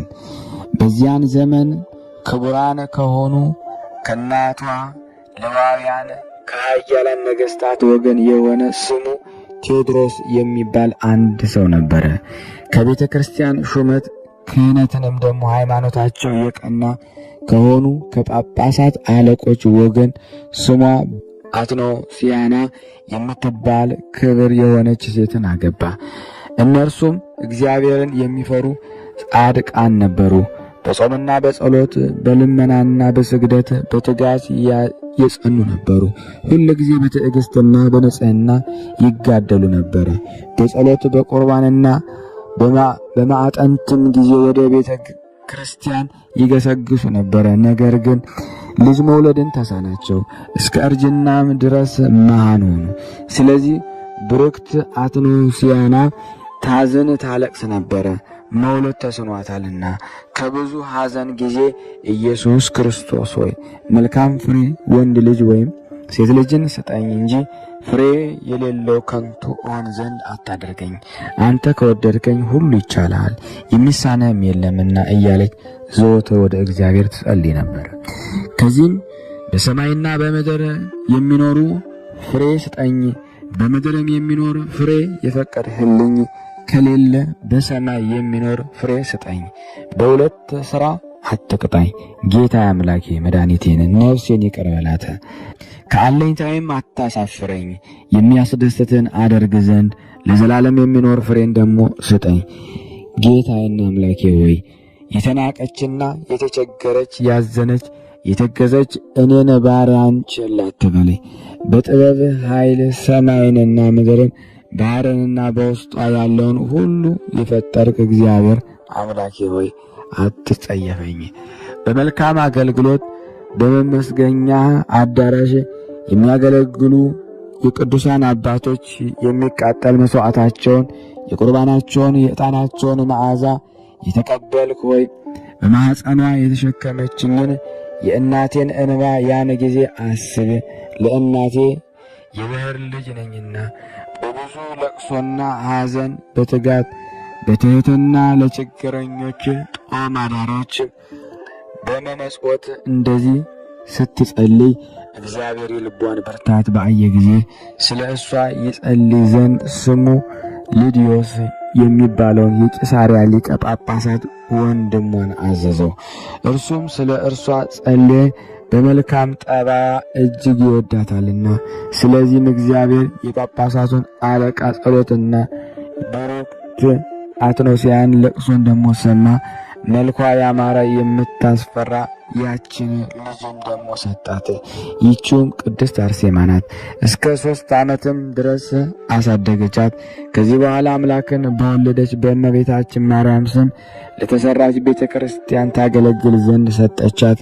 ከ12 ዓመት በኋላ አባትና እናቷ ከካህናት ወገን የሆነ መልካም ጎልማሳና ያጋባ ዘንድ ደግሞ ወደዱ።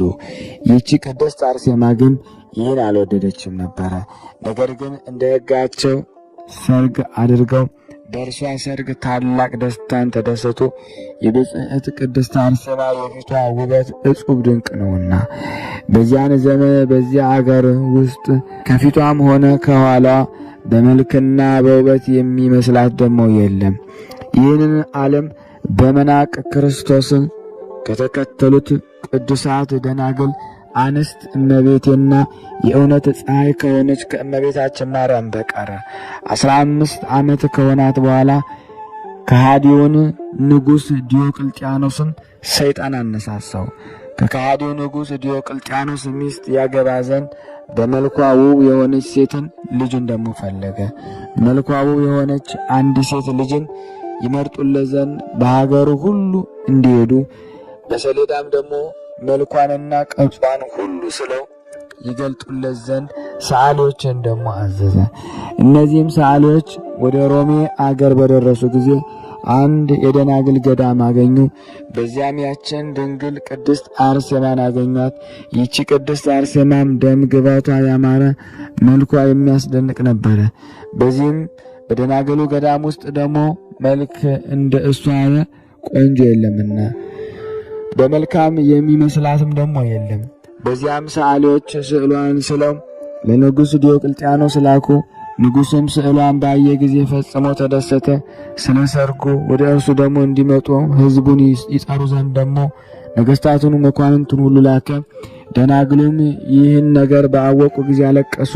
ተነስተው እንዲረዳቸውና በድንግልና እንዲጠብቃቸው እግዚአብሔርን እየለመኑ ከዚህ ገዳም ደግሞ ወጡ። ወደ ንጉሥ ድርጣደስ የግዛት አገር ወደ አርመንያም ደረሱ። በምድረ በዳ ዋሻዎች ተቀመጡ። ቁጥራቸው 75 ወንዶች ሴቶች ከደናግል ውስጥ 39 ነበሩ። በትልቅ ችግርም ተቀመጡ። ምግባቸው የሚያገኙ አልነበሩም። ከእነሱም አንዲቷ መብራት ትሰራ ነበረ። ከዚች ሴት ስራም ደግሞ ይመገቡ ነበረ። ንጉሥ ዲዮቅልጥያኖስም ቅድስት አርሴማን በፈለጋት ጊዜ አላገኛትም። ነገር ግን በምድር አርመንያ እንዳለች ስለ እርሷ ሰማ።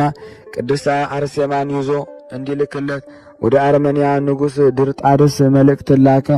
እንግዲህ ደግሞ አለው፣ ጠብቅልኝ፣ ወደ እኔም ላካት። የቅድስት አርሴማንም ሥራ ለንጉሥ ድርጣደስ አስረዱት። በዚያን ዘመን ንጉሥ ድርጣደስ ለጣዖት የሚሰግድ ፀሐይን፣ ጨረቃን የሚያመልክ ነበረ። ዳግመኛም የብልሃተኛ እጅ ሥራ የሆኑትን እንጨትንና ድንጋይን ደግሞ ያመልክ ነበረ። በቤቱም ደግሞ አስቀምጦ አማልክት ብሎ ደግሞ ይጠራቸውም ነበረ። እንደ ፈጣሪ እግዚአብሔር ያከብራቸውም ነበረ። ስለዚህም ነገር ደግሞ ከእርሱ ጋር ለጣዖት ደግሞ እንዲሰግዱ በማስገደድ የአገሩን ሰዎች ያውካቸው ነበረ። በልቡ ሰይጣን ገብቷልና በውስጡ መንፈስ ቅዱስ ስለሌለ እግዚአብሔርን ትቷልና። ይህ ንጉሥ ድርጣድስም በሶርያ አገር ከደማስቆ ጀምሮ እስከ ቂሳርያ ወንዝና አፍርጦስ ድርሻ ደግሞ የተሾመው ስሙ ጤልሜዎስ የሚባል ገዥ ነበረ። እርሱም ደግሞ ነጣቂ ተኩላ ነበረ። የአለቃውን ትእዛዝ ለመፈጸም ከክርስቲያን ወገኖች ያገኘውን ሁሉ ለጣዖት እንዲሰግድ ያስገድዳቸውም ደግሞ ነበረ። እንዲህም የክርስቲያን ወገኖች ርኩሳን ጣዖታቱ ያሳደዳቸው ዘንድ ይይዛቸው ጀመረ። ብዙዎቹንም በማሳደድ ያሰታቸው ነበረ። ስለ ክርስቶስ ፍቅርም ከክርስቲያኖች ለጣዖት ይሰግዱ ዘንድ እንቢ ያሉ ነበረ። እነዚህም ይመሰገኑባቸው ዘንድ ወደ ንጉሥ ድርጣደስ እስከሚወስዳቸው ድረስ በእስር ቤት ያስሯቸው ዘንድ፣ በዚህ በኋላ ደግሞ በእስር ቤት የታሰሩትን አወጣቸው። ሌሎችንም በቂሳርያ የያዛቸው እጅግ ደግሞ በሰንሰለት አስሮ በአለንጋና በብረት ይገርፋቸው ደግሞ ጀመረ። ቅድስት አርሴማ ግን በአዳራሿ ሰገነት ትጸልይ ነበረች። መጽሐፍቷንም እንደ ልማዷ ታነብ ነበረ። የምታነበውም ቃል ለመበተን ብዙ አይደለም፣ አንብባ ደግሞ በአገሩ ቋንቋ ለመተርጎም ነበረ እንጂ ለመስማት በሚቻል መጠን በአስተዋይ ልቦና ትገነዘበው ነበረ። ሐዋርያው ሕግን ሁሉ የሚሰራ በአንዲቷ ቢስት በኑሮው ውስጥ ወንጀለኛና በደለኛ ይሆናል እንዳለው ይህች ቅድስት አርሴማ የመጽሐፍትን ሕጎች በጥንቃቄ ትጠብቃቸው ነበረ። ያን ጊዜ ብጽዕት አርሴማ እነዚህን ሰማዕት ሲገርፏቸው በአየቻቸው ጊዜ ስለ እነሱ ጠየቀች። ስለ ክርስቶስም እንደሚገረፍ ነገሯትም። ያን ጊዜ እንባዋን ከዓይኖቿ በፊቷ ላይ አፈሰሰች። ስለ እነሱ ሰማዕታት ትጸልይ ዘንድ በልቧ ጭንቀት ወደ ሰማይ አንጋጠጠች። ከዚህ በኋላ ከእግዚአብሔር ዘንድ ተገልጦላት የብርሃን አክሊል የያዙ ብሩሃን መላእክት አየች፣ ለእነዚህ ሰማዕታት ይሰጧቸው ይሸልሟቸው ዘንድ። ያን ጊዜ ብጽዕት ቅድስት አርሴማ በታላቅ ቃል እየጮኸች ስለ ቅዱስ ስምህ ሰማዕት እሆን ዘንድ ጌታዬና አምላኬ ሆይ እርዳኝ እያለች ከቤቷ አዳራሽ ሰገነት ወረደች። በዚያም በኋላ ልብሷን ለብሳ ወደ እነርሱ ሄደች። ብጽዕት ቅድስት አርሴማ በቀረበች ጊዜ ገዢው ጤልሜዎስ አያት። በአያት ጊዜ ደነገጠ፣ ልቡም ታወከ። ወደ ቤትም ትሄድ ዘንድ አዘዘ። ዳግመኛም የሚገርፋቸውን የተዋቸው ዘንድ አዘዘ። እመቤቴ ቅድስት አርሴማ ሆይ ምን ሆንሽ? የመልክሽስ ውበት ይህን ያህል ሲሆን ከዚህ ምን አመጣሽ? ብጽዕት ቅድስት አርሴማ ሆይ አንቺ በሁሉ የተሸለምሽ ሲሆን ከቤትሽ ሰገነት ያወጣሽ ሥራ ምንድን ነው? ለመከራስ ደግሞ ወደ እኛ ትመጭ ዘንድ ያስጨነቀሽ ምንድን ነው? አንቺ የያዝኋቸውን ስለ እኔ ተዋቸው ብቲ እኔም ከገረፋታቸው ስለ አንቺ እተዋቸዋለሁ፣ የምትወጃቸውን ሌሎችንም አላት። ያን ጊዜ ብጽዕት ቅድስት አርሴማም ቀኝና ግራዋን፣ ደረቷን፣ ሰውነቷን ሁሉ በትምህርተ መስቀል ፊቷን አማተበች። ገዥውም ሰድበው ጀመረ እንዲህ እያለች አንተ ዝንጉና ወንጀለኛ፣ እነዚህ የጨከኑ የክርስቶስ ሰማዕት ስለ እኔ በምን ትላቸዋለህ? እነሱስ ለክርስቶስ ስም ሰማዕት የሆኑ ዘንድ የተዘጋጁ ናቸው። ብሩህ የሆነ የመንግሥተ ሰማያትን አክሊል ተዘጋጅቶላቸዋል። እኔም በጌታዬና በአምላኬ እስከምመሰገን ድረስ የእነዚህን ቅዱሳን ሰማዕታት መከራቸው እሸከም ዘንድ እወዳለሁ። በእግዚአብሔር አምላኬ ዘንድ የእነርሱን የክብር አክሊል አገኝ ዘንድ።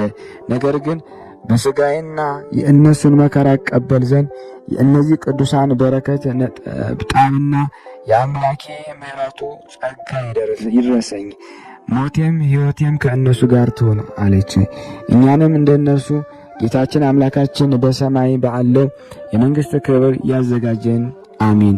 የብጽዕት ቅድስት አርሴማ ረድኤት ኃይል ከኔና ከእናንተ ከሁላችን ከሕዝበ ክርስቲያን ላይ ጸንቶ በእውነት ይኑር ለዘላለሙ አሚን።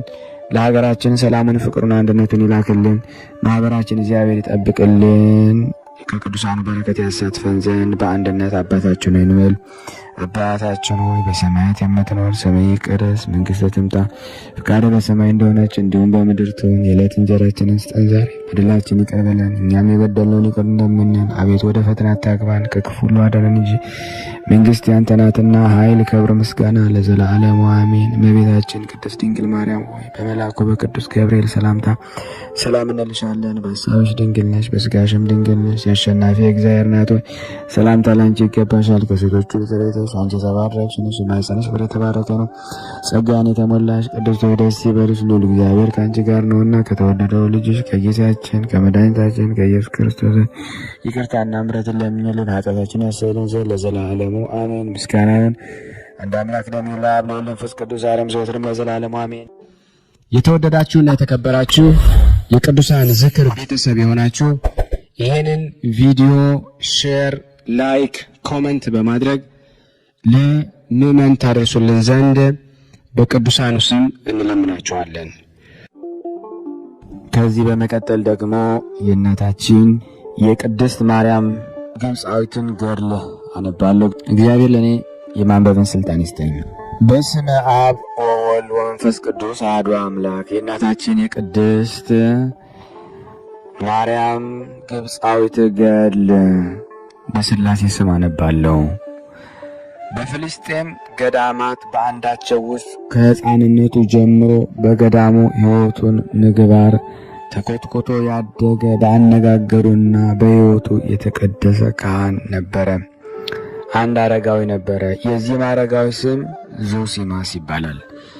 መንፈሳዊ ሕይወቱ የታወቀ የነበረ ከመሆኑም የተነሳ በቅርቡ ከሚገኙት ገዳማትና ሩቅ ካሉት ገዳማት ሳይቀር ብዙዎች ወደ እነርሱ ደግሞ ይመጡ ነበረ። ሁል ጊዜ ቅዱሳት መጻሕፍትን ማንበብና ማጥናትን አያስታጉልም ነበር። በረከቱ ይደርብን። ቅዱስ ዞሲማስ ስለ ገዳማዊ ሕይወት አጀማመሩ ሲናገር ገና በሕፃንነቱ የእናቱን ጡት እንደተወ 53 ዓመት እስኪሆነው ድረስ በብሕትውና ሕይወት ወደ ኖረበት ገዳም ደግሞ ተወስዶ እንደተሰጠ ይናገራል።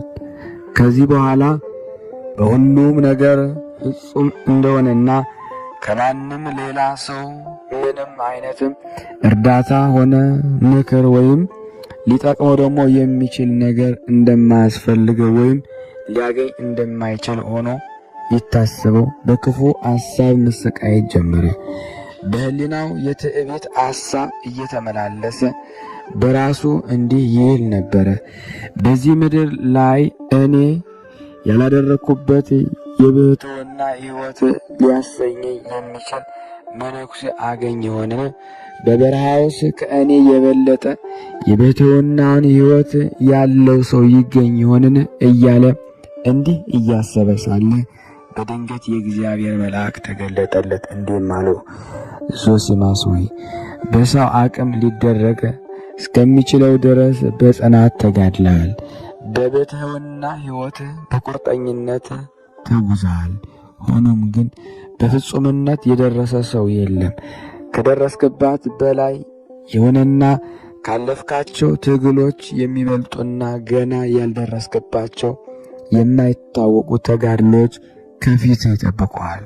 ወደ ድህነት የሚወስዱ ብዙ ተጋድሎን መንገድ እንዳሉ ትረዳ ዘንድ እንደ ታላቁ አባት አብርሃም የትውልድ አገርን ትተህ በዮርዳኖስ ወንዝ ወዳለው ገዳም ደግሞ ሂደ። ቅዱስ ዞሲማስም ከእግዚአብሔር መልአክ እንደተናገረው አደረገ። ከሕፃንነቱ ጀምሮ የኖረበት ገዳም ትቶ ወደ ዮርዳኖስ ሄደ። በመጨረሻም በእግዚአብሔር ወደ ላከው ገዳም ደግሞ ደረሰ። የገዳሙ በር አንኳኩቶ ለበር ጠባቂው መነኩሴ ማንነቱን ነገረ። በር ጠባቂው ለአበምኔቱ ነገረ። አበምኔቱ ወዳለበት እንዲገባ ደግሞ ሲፈቅድለት የተለመደውን ገዳማዊ ተምዕኖ ወይም ጸሎት አደረገ። መነኩሴ መሆኑን ሲያይ የገዳሙ አበምኔት ወንድሜ ሆይ ከየት መጣህ አለው።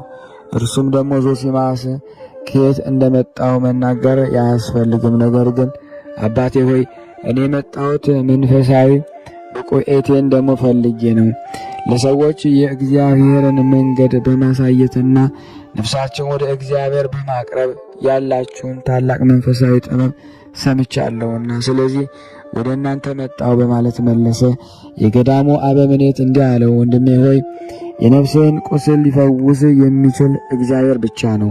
አንተንም እኛንም መንገዱን ያስተምረናል ይመራናል ዘንድ ፍቃድ ይሁንልን። ሆኖም ድሆች የሆንን አረጋውያን እኛ ለመጎብኘት ያነሳሳ የክርስቶስ ፍቅር ነውና የመጣኸው ለዚህ ከሆነ ከእኛ ጋር ቆይ። ሕይወቱን ስለ እኛ ድህነትን አሳልፎ የሰጠው መልካሙ እረኛችን ሁላችንን የመንፈስ ቅዱስ ጸጋ ያሳድርብናል። ከዚህ በኋላ ዞሲማስ ከአበምኔቱ ፊት ደግሞ ወድቆ ጸሎቱን ቡራኬን ተቀብሎ በገዳሙ መኖር ጀመረ። በዚህም በምግባራቸው በተዘክሮት እግዚአብሔር የበለጸጉ በመንፈስ የሚቃጠሉና ሁሉን ነገር ስለ ክርስቶስና ለክርስቶስ ብቻ የሚሰሩ አረጋውያን ተመለከተ። ሳያቋርጡ ይዘምራሉ፣ ሌሊቱን በጸሎት ያሳልፋሉ። ሁሉ ጊዜ ስራ ከእጃቸው ጸሎት ከአንደበታቸው አይቋረጥም ነበረ። ከከንቱ ንግግር በመካከላቸው ጨርሶ አይሰማም ነበረ። የዚህ ዓለም ሀብት ንብረት መከማቸት ወይም ደግሞ መገዛትና መሸጥ፣ ስለዚህም ዓለም ሕይወት ደግሞ ማሰብና መጨነቅ በእነሱ ዘንድ ደግሞ ፈጽሞ አልነበረም። ቅዱስ ዞሲማስም ይህን በማየቱ በጣም ተበረታታ። ተጋድሎም ደግሞ ራሱን ደግሞ አዘጋጀ። የገዳሙ በሮች ደግሞ ሁል ጊዜ ዝግ ነበሩ። የሚከፍቱትም የሚዘጉትም ደግሞ ለገዳሙ አገልጋዮች ጉዳይ ከገዳሙ ውጭ ሲላኩ ነበረ።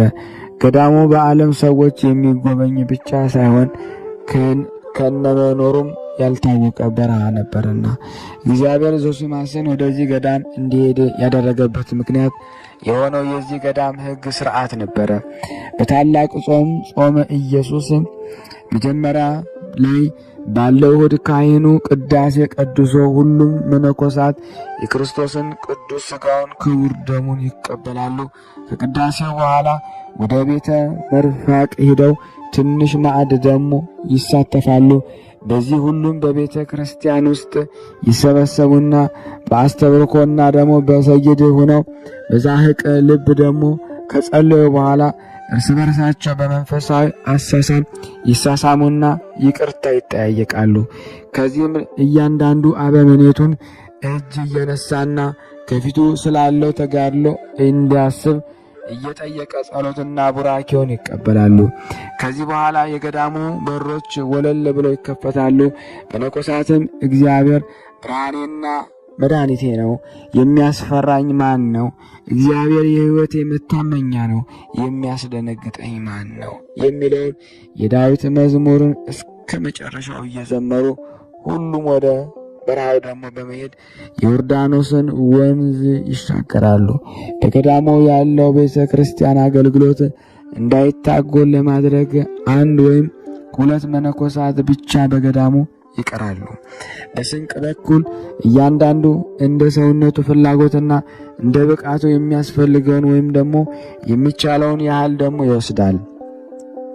ሌላው ደግሞ የተቀቀለ ስንዴን ወይም ቴምርን ይወስዳል። እያንዳንዱም ደግሞ በማቅ የተሸፈነ ሰውነታቸውን በቀር ምንም ነገር አይዙም። ለቁመተ ሥጋ የሆነ ነገር መመገብ ግድ ሲሆንባቸው በበረሃው የሚቀበሉትን እጽዋት ደግሞ ይቀምሱ ነበርና ዮርዳኖስን ከተሻገሩ በኋላ በተለያየ አቅጣጫ ይበታተናሉ። የሕይወታቸውን ሥርዓት እንዲህ ነበረ። ሌላው የጾምን ጊዜ እንዴት እንዳሳለፈና እንዴት እንደ ጾመ እርስ በርሳቸው አለመነጋገር በእርስ አለመነጋገርና አለማወቅ ነውና አንዱ ሌላውን ቢያየው ርቆ ወደ ሌላ ቦታ ይሄዳል። መላውን ጾም እንዲሁ ብቻቸውን በመሆን በጾምና በጸሎት ከፈጣሪያቸው ጋር በመነጋገር ከቆዩ በኋላ የሆሳዕና ዕለት ወደ ገዳማቸው ይመለሳሉ። ማንም ሌላውን መዋዕለ ጾሙን በበረሃ ውስጥ እንዴት እንዳሳለፈ አይጠይቅም። እያንዳንዱ መነኩሴ የጾሙን ጊዜ እንዴት እንዳሳለፈ ምስክሩ የራሱ ሕሊና እግዚአብሔር ብቻ ነበረ። ቅዱስ ዞሲማስ እንደ ሌሎች መነኮሳት ሁሉ አደረገ። ወደ በረሃ ውስጥ ርቆ ሄደ። ምናልባት በዚያ ብቻውን የሚኖር ገዳማዊ አባት ባገኘ በሚል ውስጣዊ ተስፋ ወደ በረሃው ውስጥ ደግሞ ዘልቆ ገባ። ወደ አንድ የታወቀ ቦታ መድረስ እንደሚቻኮል ሰው ሳይቋረጥና ሳይደክም ተጓዘ።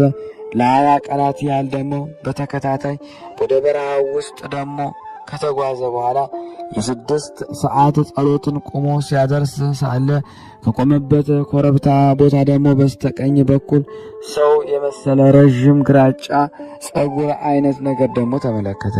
ቅዠት ወይም መንፈስ ወይም የሰይጣን ምትሃት ነው እያላሰበ በመስቀል ምልክት ባማተበበት ፍርሃት ከሩቅ በኋላ ራቁቱን የሆነ የሰውነቱን ቆዳ ደግሞ ተመለከተ። ያ ፀሐይ ሐሩር የጠቆረው የሰው አካል መሆኑን ደግሞ ተረዳ። በበረሃው የሚኖሩ ቅዱሳን ባህታዊ በማግኘቱ ደግሞ በልቡ በጣም ደስ አለው። እነርሱም ለማግኘት ደግሞ ወደዚያ ሰው ሲሮጥ ያ አካል ግን ደግሞ ከእርሱ ሸሽ ነበረ። እነርሱም በኋላው ደግሞ እየተከተለ በመሮጥ ሊያደርስበት ደግሞ እንደሚችል ርቀት ላይ ደግሞ በደረሰ ጊዜ የእግዚአብሔር አገልጋይ ሆይ ከእኔ ለምን ተሸሻለህ? እባክህ ስለ እርሱ ስትል በዚህ በረሃ ስለምትኖርለት ስለ እግዚአብሔር ብለህ ቆየኝ። እንደ እኔ ካለ ኃጢአት ሽማግሌ ሰው ለምን ትሸሻለህ ብሎ ጮኸ። ይህን ባለ ጊዜ ያ ሰው በበረሃው አለቶች ውስጥ ደግሞ ካለ ጉድጓድ ነገር እንደገባ ሆኖ አየ። ዞሲማስም ተንበርክኮ እንደ ሕፃን አለቀሰ። አባት ዞሲማስ ሆይ ስለ ኢየሱስ ክርስቶስ ስትል ይቅር በለኝ። እኔ ሴት ስለሆንኩኝና እንደምታየኝ ራቁቴን በመሆኔ ወደ አንተ ልመጣ አልችልም። በእርሱ ሰውነቴን ሸፍኜ እንድመጣና በረከትህ እንድቀበል እባክህ አጽፈህን ወርውርልኝ አለችው። እርሱም በስሙ ስለጠራችው ረዓድ ያዘው። ሆኖም የመንፈስ ቅዱስ ጸጋ ያደረባት ካልሆነች በቀር ስለ እርሱ ምንም የምታውቅ ነገር ሳይኖር በስሙ ልትጠራው እንደማትችል አስተዋለ። ወዲያውኑ አጽፉን ወረወረላት። ያን ከለበሰች በኋላ ወደ ዞሲማስ ዙራ እንዲህ አለችው፣ አባት ዞሲማስ ሆይ ኃጢአት ሴት የመሆን እኔን ለማየት ለምን ትፈልጋለህ? ከመንፈሳዊ ተጋድሎ ወደ ኋላ የማትል አንተ ከእኔ ምን ለመስማትና ለመማር ትፈልጋለህ? ዞሲማስም መሬት ላይ ወድቆ ተባርከው ዘንድ ለመናት። እርሷም እንዲህ በፊት ወደቀች። አንዱ ሌላውን ቡራኬ በመጠየቅ ሁለቱም መሬት ላይ ወደቁ። እርሱም እርሷን ባርኪኝ ይላታል፣ እርሷም እርሱን ባርከኝ ትለዋለች። ሁለቱም የሚስማሙ ባርከኝ፣ የሚሰማው ባርከኝ ባርከኝ የሚል አንድ አይነት ቃል ብቻ ነበረ። እንዲያ እየተባባሉ ብዙ ከቆዩ በኋላ እርሷ ዞሲማስን አባት ዞሲማስ ሆይ አንተ ካህን ስለሆንክ ብዙ ጊዜ ቅዱስ ቁርባን ስታሳርግ የኖርክ ስለሆንክ መባረክ የሚገባህ አንተን አለችው። ይህ ግን ዞሲማስን ወደ በለጠ ፍርሃት መደነቅ ወሰደው፣ ካህን መሆኑን በማወቋ። እርሱ ግን በእንባው ሆኖ እንዲህ አላት፣ መንፈስ ቅዱስ የመላብሽና የከበርሽ ቅድስት እናት ሆይ አንቺ ከእግዚአብሔር ጋር እንደምትኖሪና ለዓለም የሞትሽ እንደሆንሽ ከሕይወትሽ ግልጽ ሆኖ ይታያል። ከዚህ በፊት ሳታይኝና ሳታውቂኝ በስሜ ጠርተሽኛልና ካህን መሆኔን አውቀሻልና እግዚአብሔር የሚያስደንቅ ጸጋ ሰጥቶሻል። ጸጋ የሚያደረውና በረከት የሚሰጠው በማንም ትእዛዝ ወይም በሰው ቃል ሳይሆን በመንፈስ ቅዱስ ፍቃድ ነው። ስለዚህ ስለ እግዚአብሔር ብለሽ ቡራኬሽን ስጭኝ፣ ጸሎትሽንም እፈልጋለሁና እያለም ደግሞ ለመናት። በተናገረ ጊዜ የአረጋውያን ፈቃድ ለመፈጸም ስትል ለሰዎች ሕይወትን ለነፍሳቸው ድነትን የሚያስብና የሚጠነቀቅ እግዚአብሔር የተመሰገነ ይሁን አለች። እርሱም አሜን አለ። የቅድስት ማርያም ግብፃዊት በረከት በእኔና በእናንተ በሁላችን ላይ ጸንቶ ለዘላለሙ ይኑር አሜን። ያላሰት እግዚአብሔር ሀገራችንን ማህበራችን ይጠብቅልን ዘንድ ጸሎት ልመናችን ይቀበልን ዘንድ በአንድነት አባታችን ሆይ እንበል። አባታችን ሆይ በሰማያት የምትኖር ስምህ ይቀደስ፣ መንግሥትህ ትምጣ፣ ፈቃድህ በሰማይ እንደሆነች እንዲሁም በምድር ትሁን። የዕለት እንጀራችንን ስጠን ዛሬ፣ በደላችን ይቅር በለን እኛም የበደልነውን ይቅር እንደምንል፣ አቤቱ ወደ ፈተና አታግባን ከክፉ ሁሉ አድነን እንጂ መንግሥት ያንተ ናትና ኃይል፣ ክብር፣ ምስጋና ለዘላለሙ አሜን። እመቤታችን ቅድስት ድንግል ማርያም ሆይ በመልአኩ በቅዱስ ገብርኤል ሰላምታ ሰላም እንልሻለን። በሐሳብሽ ድንግል ነሽ፣ በሥጋሽም ድንግል ነሽ። የአሸናፊ እግዚአብሔር እናት ሆይ ሰላምታ ላንቺ ይገባሻል። ከሴቶች ሁሉ ተለይተሽ አንቺ የተባረክሽ ነሽ፣ ማኅፀንሽ ፍሬ የተባረከ ነው። ጸጋን የተሞላሽ ቅድስት ደስ ይበልሽ፣ ሁሉ እግዚአብሔር ከአንቺ ጋር ነውና ከተወደደው ልጅሽ ከጌታችን መድኃኒታችን ኢየሱስ ክርስቶስ ዘንድ ይቅርታና ምሕረት ለምኝልን ኃጢአታችንን ያስተሰርይልን ዘንድ ለዘላለሙ አሜን። ምስጋና ይሁን አንድ አምላክ ለሚሆን ለአብ ለወልድ ለመንፈስ ቅዱስ ዛሬም ዘወትርም ለዘላለሙ አሜን። በስመ አብ ወወልድ ወመንፈስ ቅዱስ አሃዱ አምላክ አሜን። የተወደዳችሁና የተከበራችሁ የቅዱሳን ዝክር ተከታታይ ምዕመናት ሁላችሁም በያላችሁበት በወደደን ባፈቀረን በጌታ በኢየሱስ ክርስቶስ ፍጹም ሰላምታ ሰላም ልላችሁ እወዳለሁ። ልጇን ጠርተን እሷን ሳንጠራ ቀረምና ንጽሕተ ንጹሐን ቅድስተ ቅዱሳን ለወላዲተ አምላክ ክብር ምስጋና ይድረሳት። እግዚአብሔር ቢወድ እግዚአብሔር ቢፈቅድ ዛሬም ቃል እንደገባሁት መልክዓ ቅድስት አርሴማን በሥላሴ ስም አነባለሁ። እግዚአብሔር ለኔ የማንበብን ስልጣን ይስጠኝ። የተወደዳችሁና የተከበራችሁ የዚህ ፕሮግራም ተከታታዮች ቤተሰብ ያልሆናችሁ አሁኑኑ ሰብስክራይብ በማድረግ ላይክ ያላደረጋችሁ ላይክ በማድረግ ሼር ያላደረጋችሁ ሼር እያደረጋችሁ የበረከቱ ተካፋይ የወዳጃችሁ የቅድስት አርሴማ ረድኤት በረከት በሁላችን ላይ እንዲያደር ሁላችንም ይህን በማድረግ እንጀምር። ይህንን ጸሎት በሁሉም ቦታ ሆናችሁ ደክሟችሁ ስታርፉ፣ በሥራ ቦታ ላይ ሆናችሁ፣ እንዲሁም ደግሞ በጉዞ ሆናችሁ በማይመቸው ቦታ ሆናችሁ ከፍታችሁ እንድትከታተሉ ተዘጋጅቶ የቀረበ ስለሆነ ለሁሉም እንግዲህ እንድታደርሱ በቅድስት አርሴማ ስም ጠይቃችኋለሁ። መልክዓ ቅድስት አርሴማ በአማርኛ። በስመ አብ ወወልድ ወመንፈስ ቅዱስ አሐዱ አምላክ ብለን አምነን ለዘላለም አሜን እያልን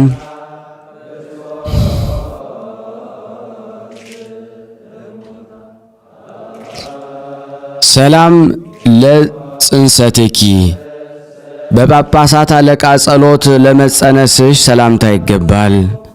በእግዚአብሔር ፍቃድ ከእናትሽ ማኅፀን መወለድሽ ሰላምታ ይገባሻል። ለዚህ ንግግር መግሻ የሚሆን የምስጋና መብራት እሾምበት ዘንድ አንደበቴን አስማሚልኝ። በጭንቄ ጊዜ ባለቤቱ አንቺ ነሽና።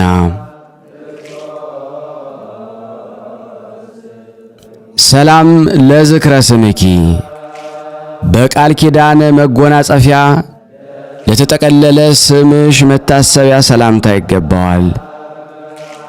የጥራቱ ኅብር ለሚያበራ ጠጉርሽን ሰላምታ ይገባል። ትዕግስትን የተሸለምሽ ገድልን ለተጎናጸፍሽ ቅድስት አርሴማ ሆይ ረቂቅ የሚሆን የኃይልሽ ተርጓሜ መሸከሚያ በአንደበቴና በእኔ ቃል ይጻፍ። ሰላም ለርእስኪ ሃይማኖት ሽቱን ለተቀባ ራስሽ ሰላምታ ይገባል። የማስተዋል ብርሃን ተመልቶ ለነበረ መልክሽ ሰላምታ ይገባል። ቅድስት አርሴማ ሆይ ጌታሽ የዕፀ መስቀል ላይ የወደቀ በጎን እስከሚያገኝ ድረስ የተረሳ አዳምን በፈለገ ጊዜ ከሰማይ ከብልጽግና ወደ ችግር ምድር ወረደ።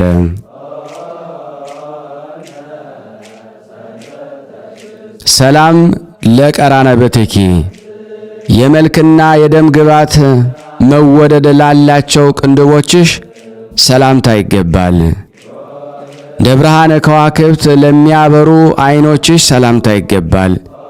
ቅድስት አርሴማ ሆይ ከሐዲስ ቃል ኪዳን ምንጭና ከለመለመ ፈለግ ጋራ ወደ ተማመነችና ባህሪዋ ውህነት ወዳላት ስራዬ የሕይወት መድኃኒት ውሃን ካንቺ ዘንድ ይፍሰስልኝ።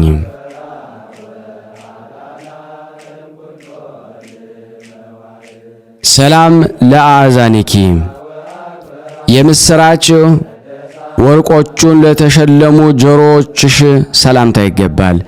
እንደ ሮማን ቅርፊት ቀዮች ለሚሆኑ ጉንጮችሽ ሰላምታ ይገባል።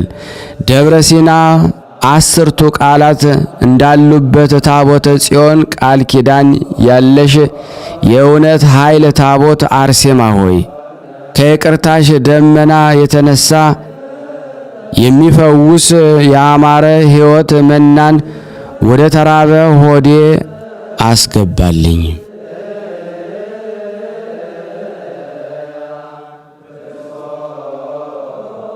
ሰላም ለአናፊኪ ንጹሕ በሚሆን ወርቅ ተንዩ አፍሽና ከንፈርሽ ጋራ አንዱ እንደተመረጠ ሽቱ ዕቃ ለሚያስደስቱ አፍንጮችሽ ሰላምታ ይገባል። ለተጨነቁና ውሃን ለተጠሙ የበረከት ጠበል አርሴማ ሆይ ከረድኤትሽ ሰማይ የነጠብ ዝናብ ኃይልሽና ፍቅርሽ ውሃ በእኔ ላይ ይፍሰስ። ሰላም ለአስናኒኪ እንደ ዕንቁ ለተደረደሩ ጥርሶችሽ ሰላምታ ይገባል። የጌታችንን መስቀል ነገር ለሚናገር ልሳንሽም ሰላምታ ይገባል። የሰማዕታት ምሰሶ የደካሞች ኃይል የምትሆኚ ቅድስት አርሴማ ሆይ የነበልባልና የእሳት ድን ስቃይ በአንቺ ጠፋ። የታመነ ታሪክሽ እንዲህ ይላልና ሰላም ለቃሊኪ የተበተነ ልቦናን ለሚሰበስብ ቃልሽ ሰላምታ ይገባል። ደዌ ኃጢአትን ለሚያድን ሕይወት ትንፋሽሽም ሰላምታ ይገባል። የምስኪኖች ተስፋ የደካሞች አረጋጊ አርሴማ ሆይ የሚያቃጥል እሳትና ከባድ የሚሆን ጨለማ ዘመን ጊዜ በሚጠቅም ቃል ኪዳንሽ አድኝ።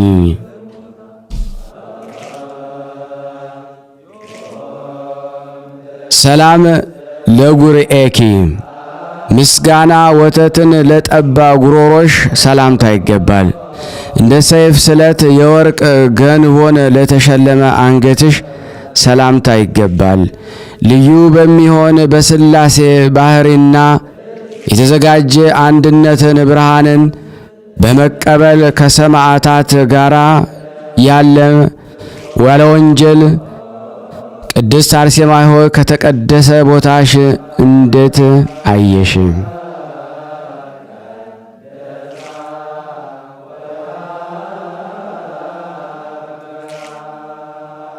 ሰላም ለመታክፍትኪ የስቃይ ቀንበር ለተሸከመ ትከሻሽ ሰላምታ ይገባል። የስዕልሽ መንበር ለመገረፍ ንጉሥ ለሆነ ጀርባሽ ሰላምታ ይገባል። በረሃውን ከእረፍት ጋራ የሚያለመልም ዝናም ምሕረትን አርሴማ አሳስቢልኝ።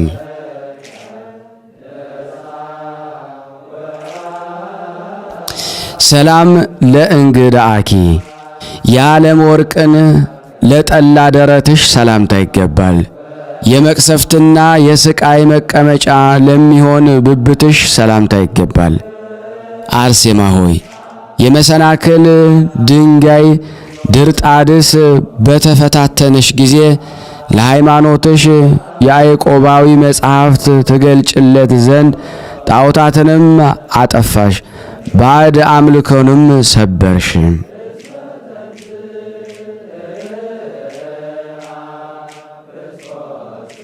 ሰላም ለአእዳዊኪ የሕማማት ወርቅን ለተሸለሙ እጆችሽ ሰላምታ ይገባል።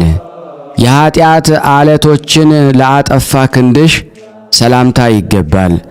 አርሴማ ሆይ ስለ ፍቅርሽ ልቤ ተመስጧልና ስለ ነፍሴ ቁስል የጣፈጠ ሽቶ ትቀቢ ዘንድ ጥቂት አዘጋጅልኝ።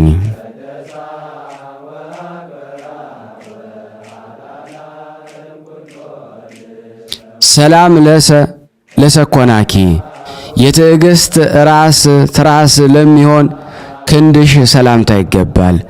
ሐዲስ የሚሆን ተስፋ አካልን ለሚያክል ክንድሽም ሰላምታ ይገባል። የይቅርታ አዳራሽ አርሴማ ሆይ ከወንጌላዊት መቅደስ በምሽት ጊዜ ብስራታዊ መንበር ውስጥ እንደ ልመና አገልጋይ ኃይልሽን ይሰዋልኝ።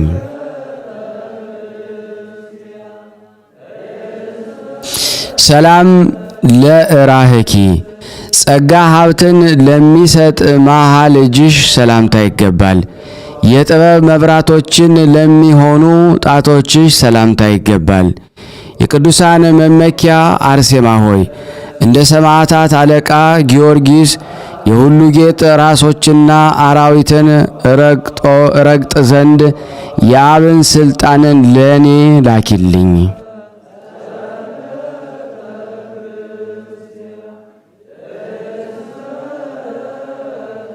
ሰላም ለአጽፋረ እዴኪ ነጭነታቸው ለሚያስደንቁ ጥፍሮችሽ ሰላምታ ይገባል።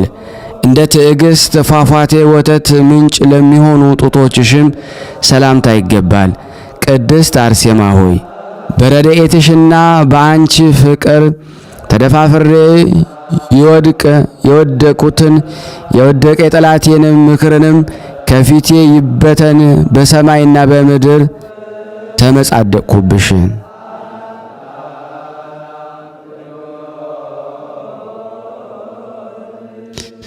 ሰላም ለገበዋቲኪ ስቃይን ለተጎናጸፈ ጎኖችሽ ሰላምታ ይገባል።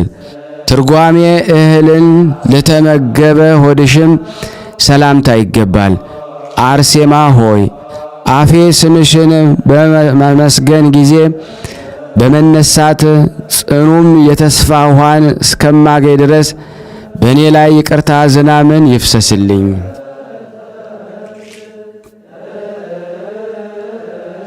ሰላም ለልብኪ ጨለማን በቀልን ለተወልብሽ ሰላምታ ይገባል።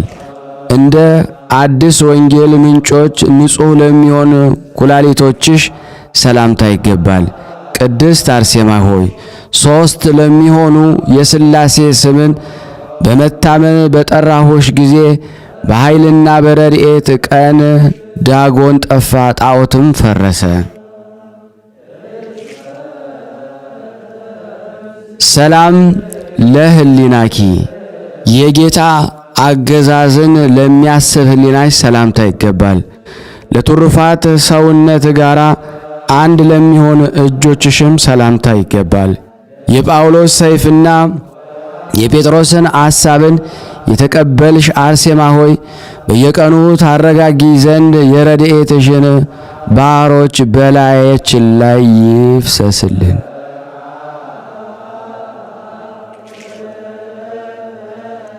ሰላም ለነዋየ ውስጥኪ ከርኩሰት ንጹሕ ለሚሆን ለውስጥሽ ሰውነት ሰላምታ ይገባል። ሐዲስ የሚሆን ተስፋ ፍሬን ለአፈራ ጅማትሽም ሰላምታ ይገባል። የትንቢትና የመጽሐፍ ምንጭ አርሴማ ሆይ በገነት ልቤ ዘወትር በለስ ያገኝ ዘንድ በጥበብና በተንኮል ዘመን ጊዜ የፍቅር ውሃን አጠጪኝ። ሰላም ለህንበርትኪ ከሆድ መካከል ላይ ለሚኖር ማዕከላዊ መለያ ላለው ኅብረትሽ ሰላምታ ይገባል። የመድኃኒታችን ክርስቶስ ሙሽራ አርሴማ ሆይ የተወደደ ጌታን ጋራ ሰማያዊ ከሚሆን ሰርግ ቤት ውስጥ በተቀመጥሽ ጊዜ በቃል ኪዳን መክፈቻ ደጃፍን ለእኔ ክፈችልኝ። ሰላም ለሐቋኪ የሕማማት መታጠቂያ ለታጠቀው ገብሽ ሰላምታ ይገባል። ቁመትን ለተጎራበቱ መንቶች ብብቶችሽ ሰላምታ ይገባል። አርሴማ ሆይ መብራትን በዕጣን በዚያ ዘመን ለእኔ ብርሃን ጠበቃን ታበርልኝ ዘንድ ከዓለም እንኳን ፈተና አንዲት ነፍሴን እለምንሻለሁ።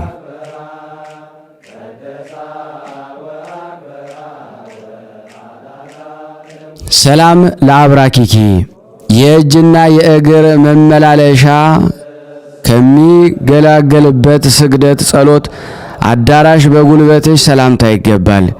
ክርስቲያናዊት አርሴማ ሆይ ጥርጥርና ክህደት የተውሽ ብትሆኚ ከአደባባይ ስቃይን በአቆምሽ ጊዜ ከነጎድጓድና ከመብረቅ ማስፈራራት የተነሳ ምድር ተነዋወጠች። ቅድስተ ደመና እንደ ምሰሶም ተተከለ።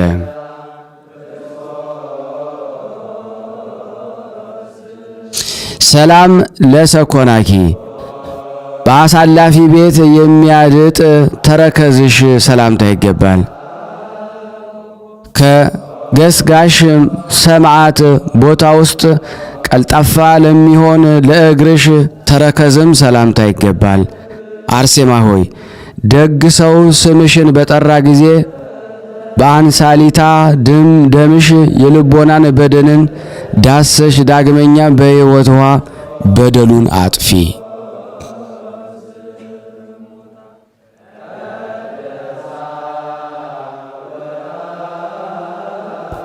ሰላም ለአጽባእኪ የእንሶስላ መነከርን ላለመዱ ነጮች ጥፍሮችሽም ለተሸለሙ ጣቶችሽም ሰላምታ ይገባል። አንቺ አርሴማ ሆይ ከቆንጆ ቤት ምስክርነት ቦታ እንግዳ በሚሆን ረድኤትሽ ወዳጅሽን አድኝኝ፣ የልብ በሽታ ሕመም እንዳያስጨንቀኝ። ሰላም ለቆምኪ የባለሟልነትና የማፍራት ምንጮች ዘወትር የሚጠጣ የደጋ ዛፍ ለሚመስል ቁመትሽ ሰላምታ ይገባል። በክፉ ዘመንም ከመውደቅ ደግፊ፣ ከድካምም አድኝኝ። አርሴማ ሆይ የመጽሐፍሽ መቆለፊያን ሰላምታ ይገባል። አርሴማ ሆይ መብራትን በዕጣን በዚህ ዘመን ለእኔ ብርሃን ጠበቃን ታበሪልኝ ዘንድ ከዓለም እንኳን ፈተና አንዲት ነፍሴን እንድትድን እለምንሻለሁ።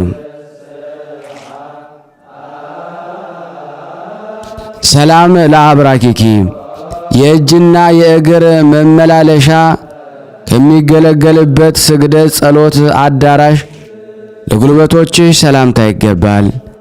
ክርስቲያናዊት አርሴማ ሆይ ጥርጥርና ክደትን የተውሽ ብትሆኚ ከአደባባይ ስቃይን በአቆመሽ ጊዜ ከነጎድጓድና ከመብረቅ ማስፈራት የተነሳ ምድር ተነዋወጠች፣ ቀስተ ደመና እንደ ምሰሶም ተተከለ።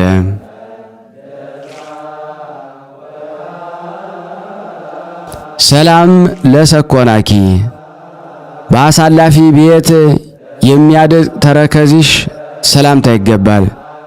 ከገስጋሽ ሰማዕት ቦታ ውስጥ ቀልጣፋ ለሚሆን ለእግርሽ ተረከዝም ሰላምታ ይገባል። አርሴማ ሆይ ደግ ሰው ስምሽን በጠራ ጊዜ በአንሳሊታ ደምሽ የልቦናን በድንን ዳሰሽ ዳግመኛ በሕይወት ውሃ በደሉን አጥፊ። ሰላም ለአጻብዒኪ የእንሶስላ መነከርን ላለመዱ ነጮች ጥፍሮችሽ ለተሸለሙ ጣቶችሽም ሰላምታ ይገባል። አንቺ አርሴማ ሆይ የቆንጆ ቤት ምስክርነት ቦታ እንግዳ በሚሆን ረድኤትሽ ወዳጅሽን እኔን ደካማውን እዚህ የተሰበሰብነው ሁሉ አድኝን፣ የልብ በሽታ ሕመም እንዳያስጨንቀኝ። ሰላም ለቆሜኪ የባለሟልነትና የማፍራት ምንጮች ዘወትር የሚጠጣ የደጋ ዛፍ ለሚመስል ቁመትሽ ሰላምታ ይገባል። በክፉ ዘመንም ከመውደቅ ደግፊኝ፣ ከድካምም አድኝኝ። አርሴማ ሆይ የመጽሐፍሽ መቆለፊያና እከፍትም ዘንድ ቆልፍና ከፍት ዘንድ ስምሽ የልመናን ጸሎቴ ይሁነኝ።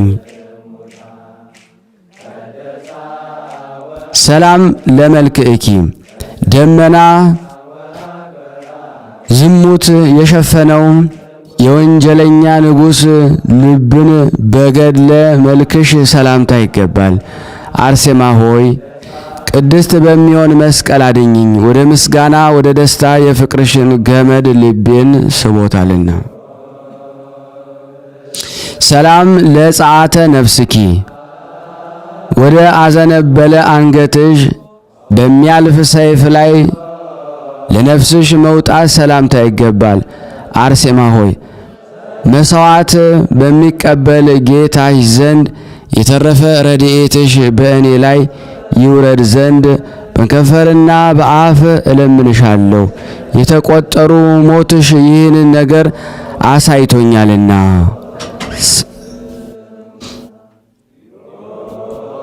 ሰላም ለበድነ ስጋኪ ጨረቃን ለመሰለ ስጋሽ በድን ሰላምታ ይገባል። በምስጋና ወገንተኞች መላእክት እጅ ለተቀደሰ መገነዝሽም ሰላምታ ይገባል። ቅድስት አርሴማ ሆይ ከጥልቅ ጥፋት ወደ ውስጥ ከግብፅ ከተማ ጠላቶችን በምስጋና ቃል ኪዳንሽ ሙሴ ኃይልስ ያሰጥማቸው ዘንድ ሰላምታ ይገባል። ሰላም ለመቃብርኪ ከሰማዕታት ጋር ካረፍሽበት አርመንያ ቦታ ሰላምታ ይገባል። በአርያና በምሳሌ ከተናገርኩት ክብርሽ የተነሳ የሽንገላ እጅ ያልዳሰሰሽ የመነሳት ዕቃ አርሴማ ሆይ ከከንፈርና ከአፍ ምስጋና ይጥገብ። አሜን። ሰላም ለፍልሰተ ስጋኪ በፈጣሪ ቃል ለተመሰገነ ለስጋሽ መፍለስ ሰላምታ ይገባል። የዚህ ዓለም ኑሮን ላልፈለግሽ ስጋሽ ሰላምታ ይገባል።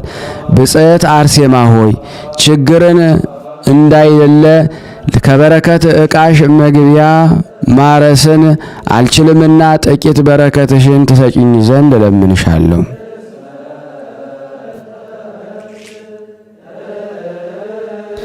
ለዛ አረፈ ምስለኪ ከአንቺ ጋር ለአረፈ ለ27ቱ ሰማዕታት ሰላምታ ይገባል።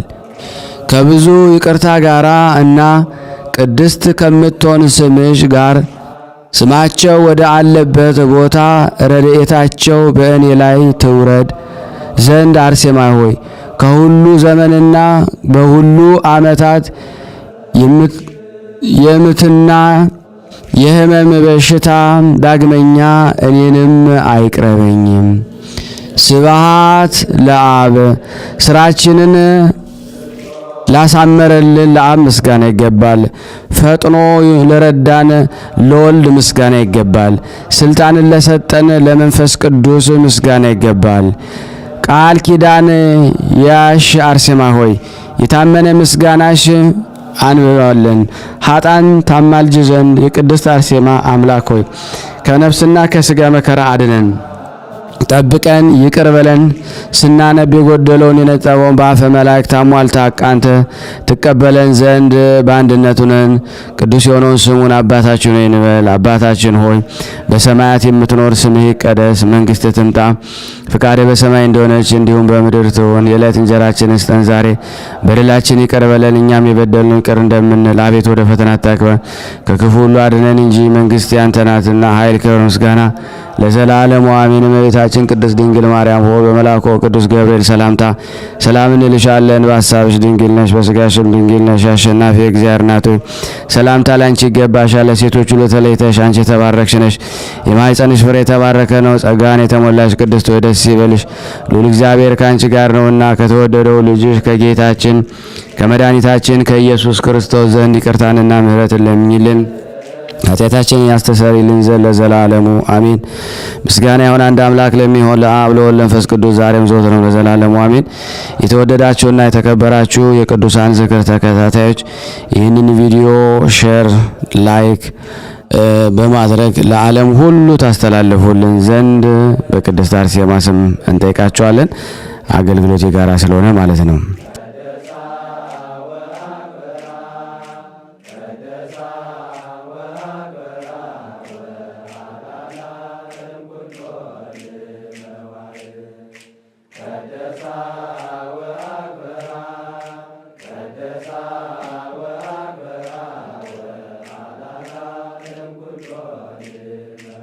ከዚህ በመቀጠል ደግሞ ስንክሳር ዘወርኀ ኅዳር 6 ቀን የሚነበበውን በሥላሴ ስም አነባለሁ። እግዚአብሔር ለእኔ ማንበብን ስልጣን ይስጠኝ።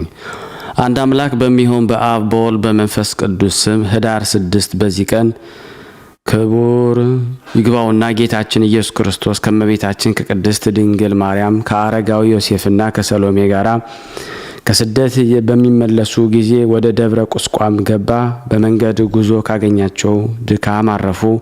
ዳግመኛም በኋላ ዘመን በዚህ በደብረ ቁስቋም ቅዱሳን ሐዋርያቶችና ሰብሰባቸውን ታቦታትንና ቤተ ክርስቲያንንም አክብሮ የቁርባን መስዋዕትንም ሰርቶ ቅዱስ ሥጋውና ክቡር ደሙን ለወገኖቹ ሰጣቸው። ለዚህም የእስክንድሪያ አገር ሊቃነ ጳጳሳት ቅዱሳን አባቶቻችን ቄርሎስና ቴዎፍሎስ ምስክሮችን ሆኑ። ለእግዚአብሔር ምስጋና ይሁን።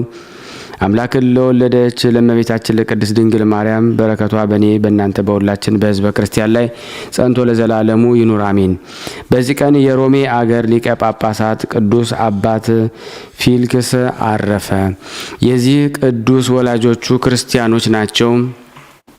የቤተ ክርስቲያንም ትምህርት አስተማሩት። የሮሜ ሊቀ ጳጳሳት አንስጣስዮስም ዲቁና ሾመው። ደግሞ የሮሜ ሊቀ ጳጳሳት ዮስጦስም ጠባዩን የጽድቁንና የትሩፋቱን ደግነት አይቶ ቅስና ሾመው። ከእርሱ በፊት የነበረ ሊቀ ጳጳሳት አባ ዲዮናስዮስ በአረፈ ጊዜ ይህን አባት ፊልክስን መረጡት። በእግዚአብሔርም ፈቃድ በሮሜ አገር ላይ ሊቀ ጵጵስናን ሾሙት። የክርስቶስን መንጋዎችን በመልካም አጠባበቅ ጠበቀ። ትሩስ ቄሳርም ከሞተ በኋላ ቴዎድሮስ ቄሳር ነገሰ። እርሱም በምእመናን ላይ ታላቅ መከራን አምጥቶ ጭንቅ በሆኑ ስቃዮችን አሰቃያቸው።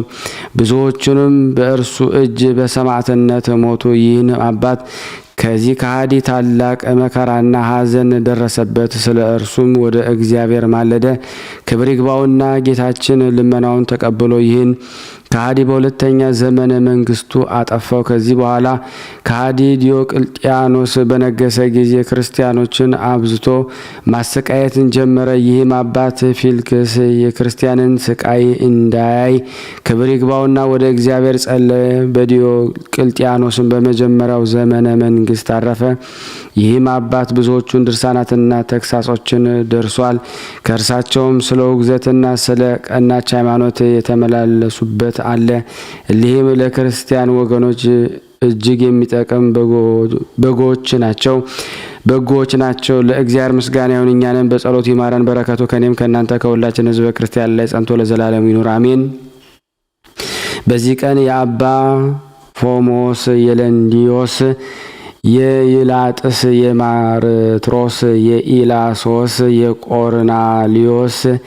የቆርናሊዮስ፣ የሶኪሮስ፣ የናውኔኖስ፣ የሊባዲቆ፣ የሲላሲዮስና የሰማዕት ኢስድሮስ ማህበር የሆኑ የ272 ሰማዕታት መታሰቢያቸው ነው። በረከታቸው ከኔም ከእናንተ ከሁላችን ሕዝበ ክርስቲያን ላይ ጸንቶ ለዘላለሙ ይኑር አሜን። ያነበብነውን ያቀረብነውን ጸሎት ልመናችን እግዚአብሔር ይቀበለን። ስናነብ የጎደለውን የነጠበውን በአፈ መላእክት ሞልቶ ይቀበለን። ለሀገራችንን ሰላሙን፣ ፍቅሩን፣ አንድነቱን እግዚአብሔር ይሰጥልን ዘንድ በአንድነቱንን ቅዱስ የሆነውን ስሙን አባታችን ነው ይንበል። አባታችን ሆይ በሰማያት የምትኖር ስምህ ይቀደስ፣ መንግስትህ ትምጣ፣ ፈቃድህ በሰማይ እንደሆነች እንዲሁም በምድር ትሁን። የዕለት እንጀራችንን ስጠን ዛሬ፣ በደላችንን ይቅር በለን እኛ የበደልነውን፣ አቤቱ ወደ ፈተና አታግባን ከክፉ አድነን እንጂ መንግሥት ያንተ ናትና፣ ኃይል፣ ምስጋና ለዘላለሙ አሜን። እመቤታችን ቅድስት ድንግል ማርያም ሆይ በመልአኩ በቅዱስ ሰላምታ ሰላም እንልሻለን። በሐሳብሽ ነሽ፣ በሥጋሽ ነሽ፣ የአሸናፊ ናቶ ሰላምታ ይድረስሽ። ክርስቶስ አንቺ ነሽ ማኅፀንሽ ጸጋን ነሥቶ ደስ ይበልሽ፣ ልዑል እግዚአብሔር ነውና ከተወደደች ከጌታችን ከመድኃኒታችን ከኢየሱስ ክርስቶስ ይቅርታና ምሕረትን ኃጢአታችንን ያስተሰርይ ዘንድ ለዘላለሙ አሜን። ምስጋና ይሁን ለአብ ለወልድ ለመንፈስ ቅዱስ ዛሬም ዘወትርም ለዘላለሙ አሜን።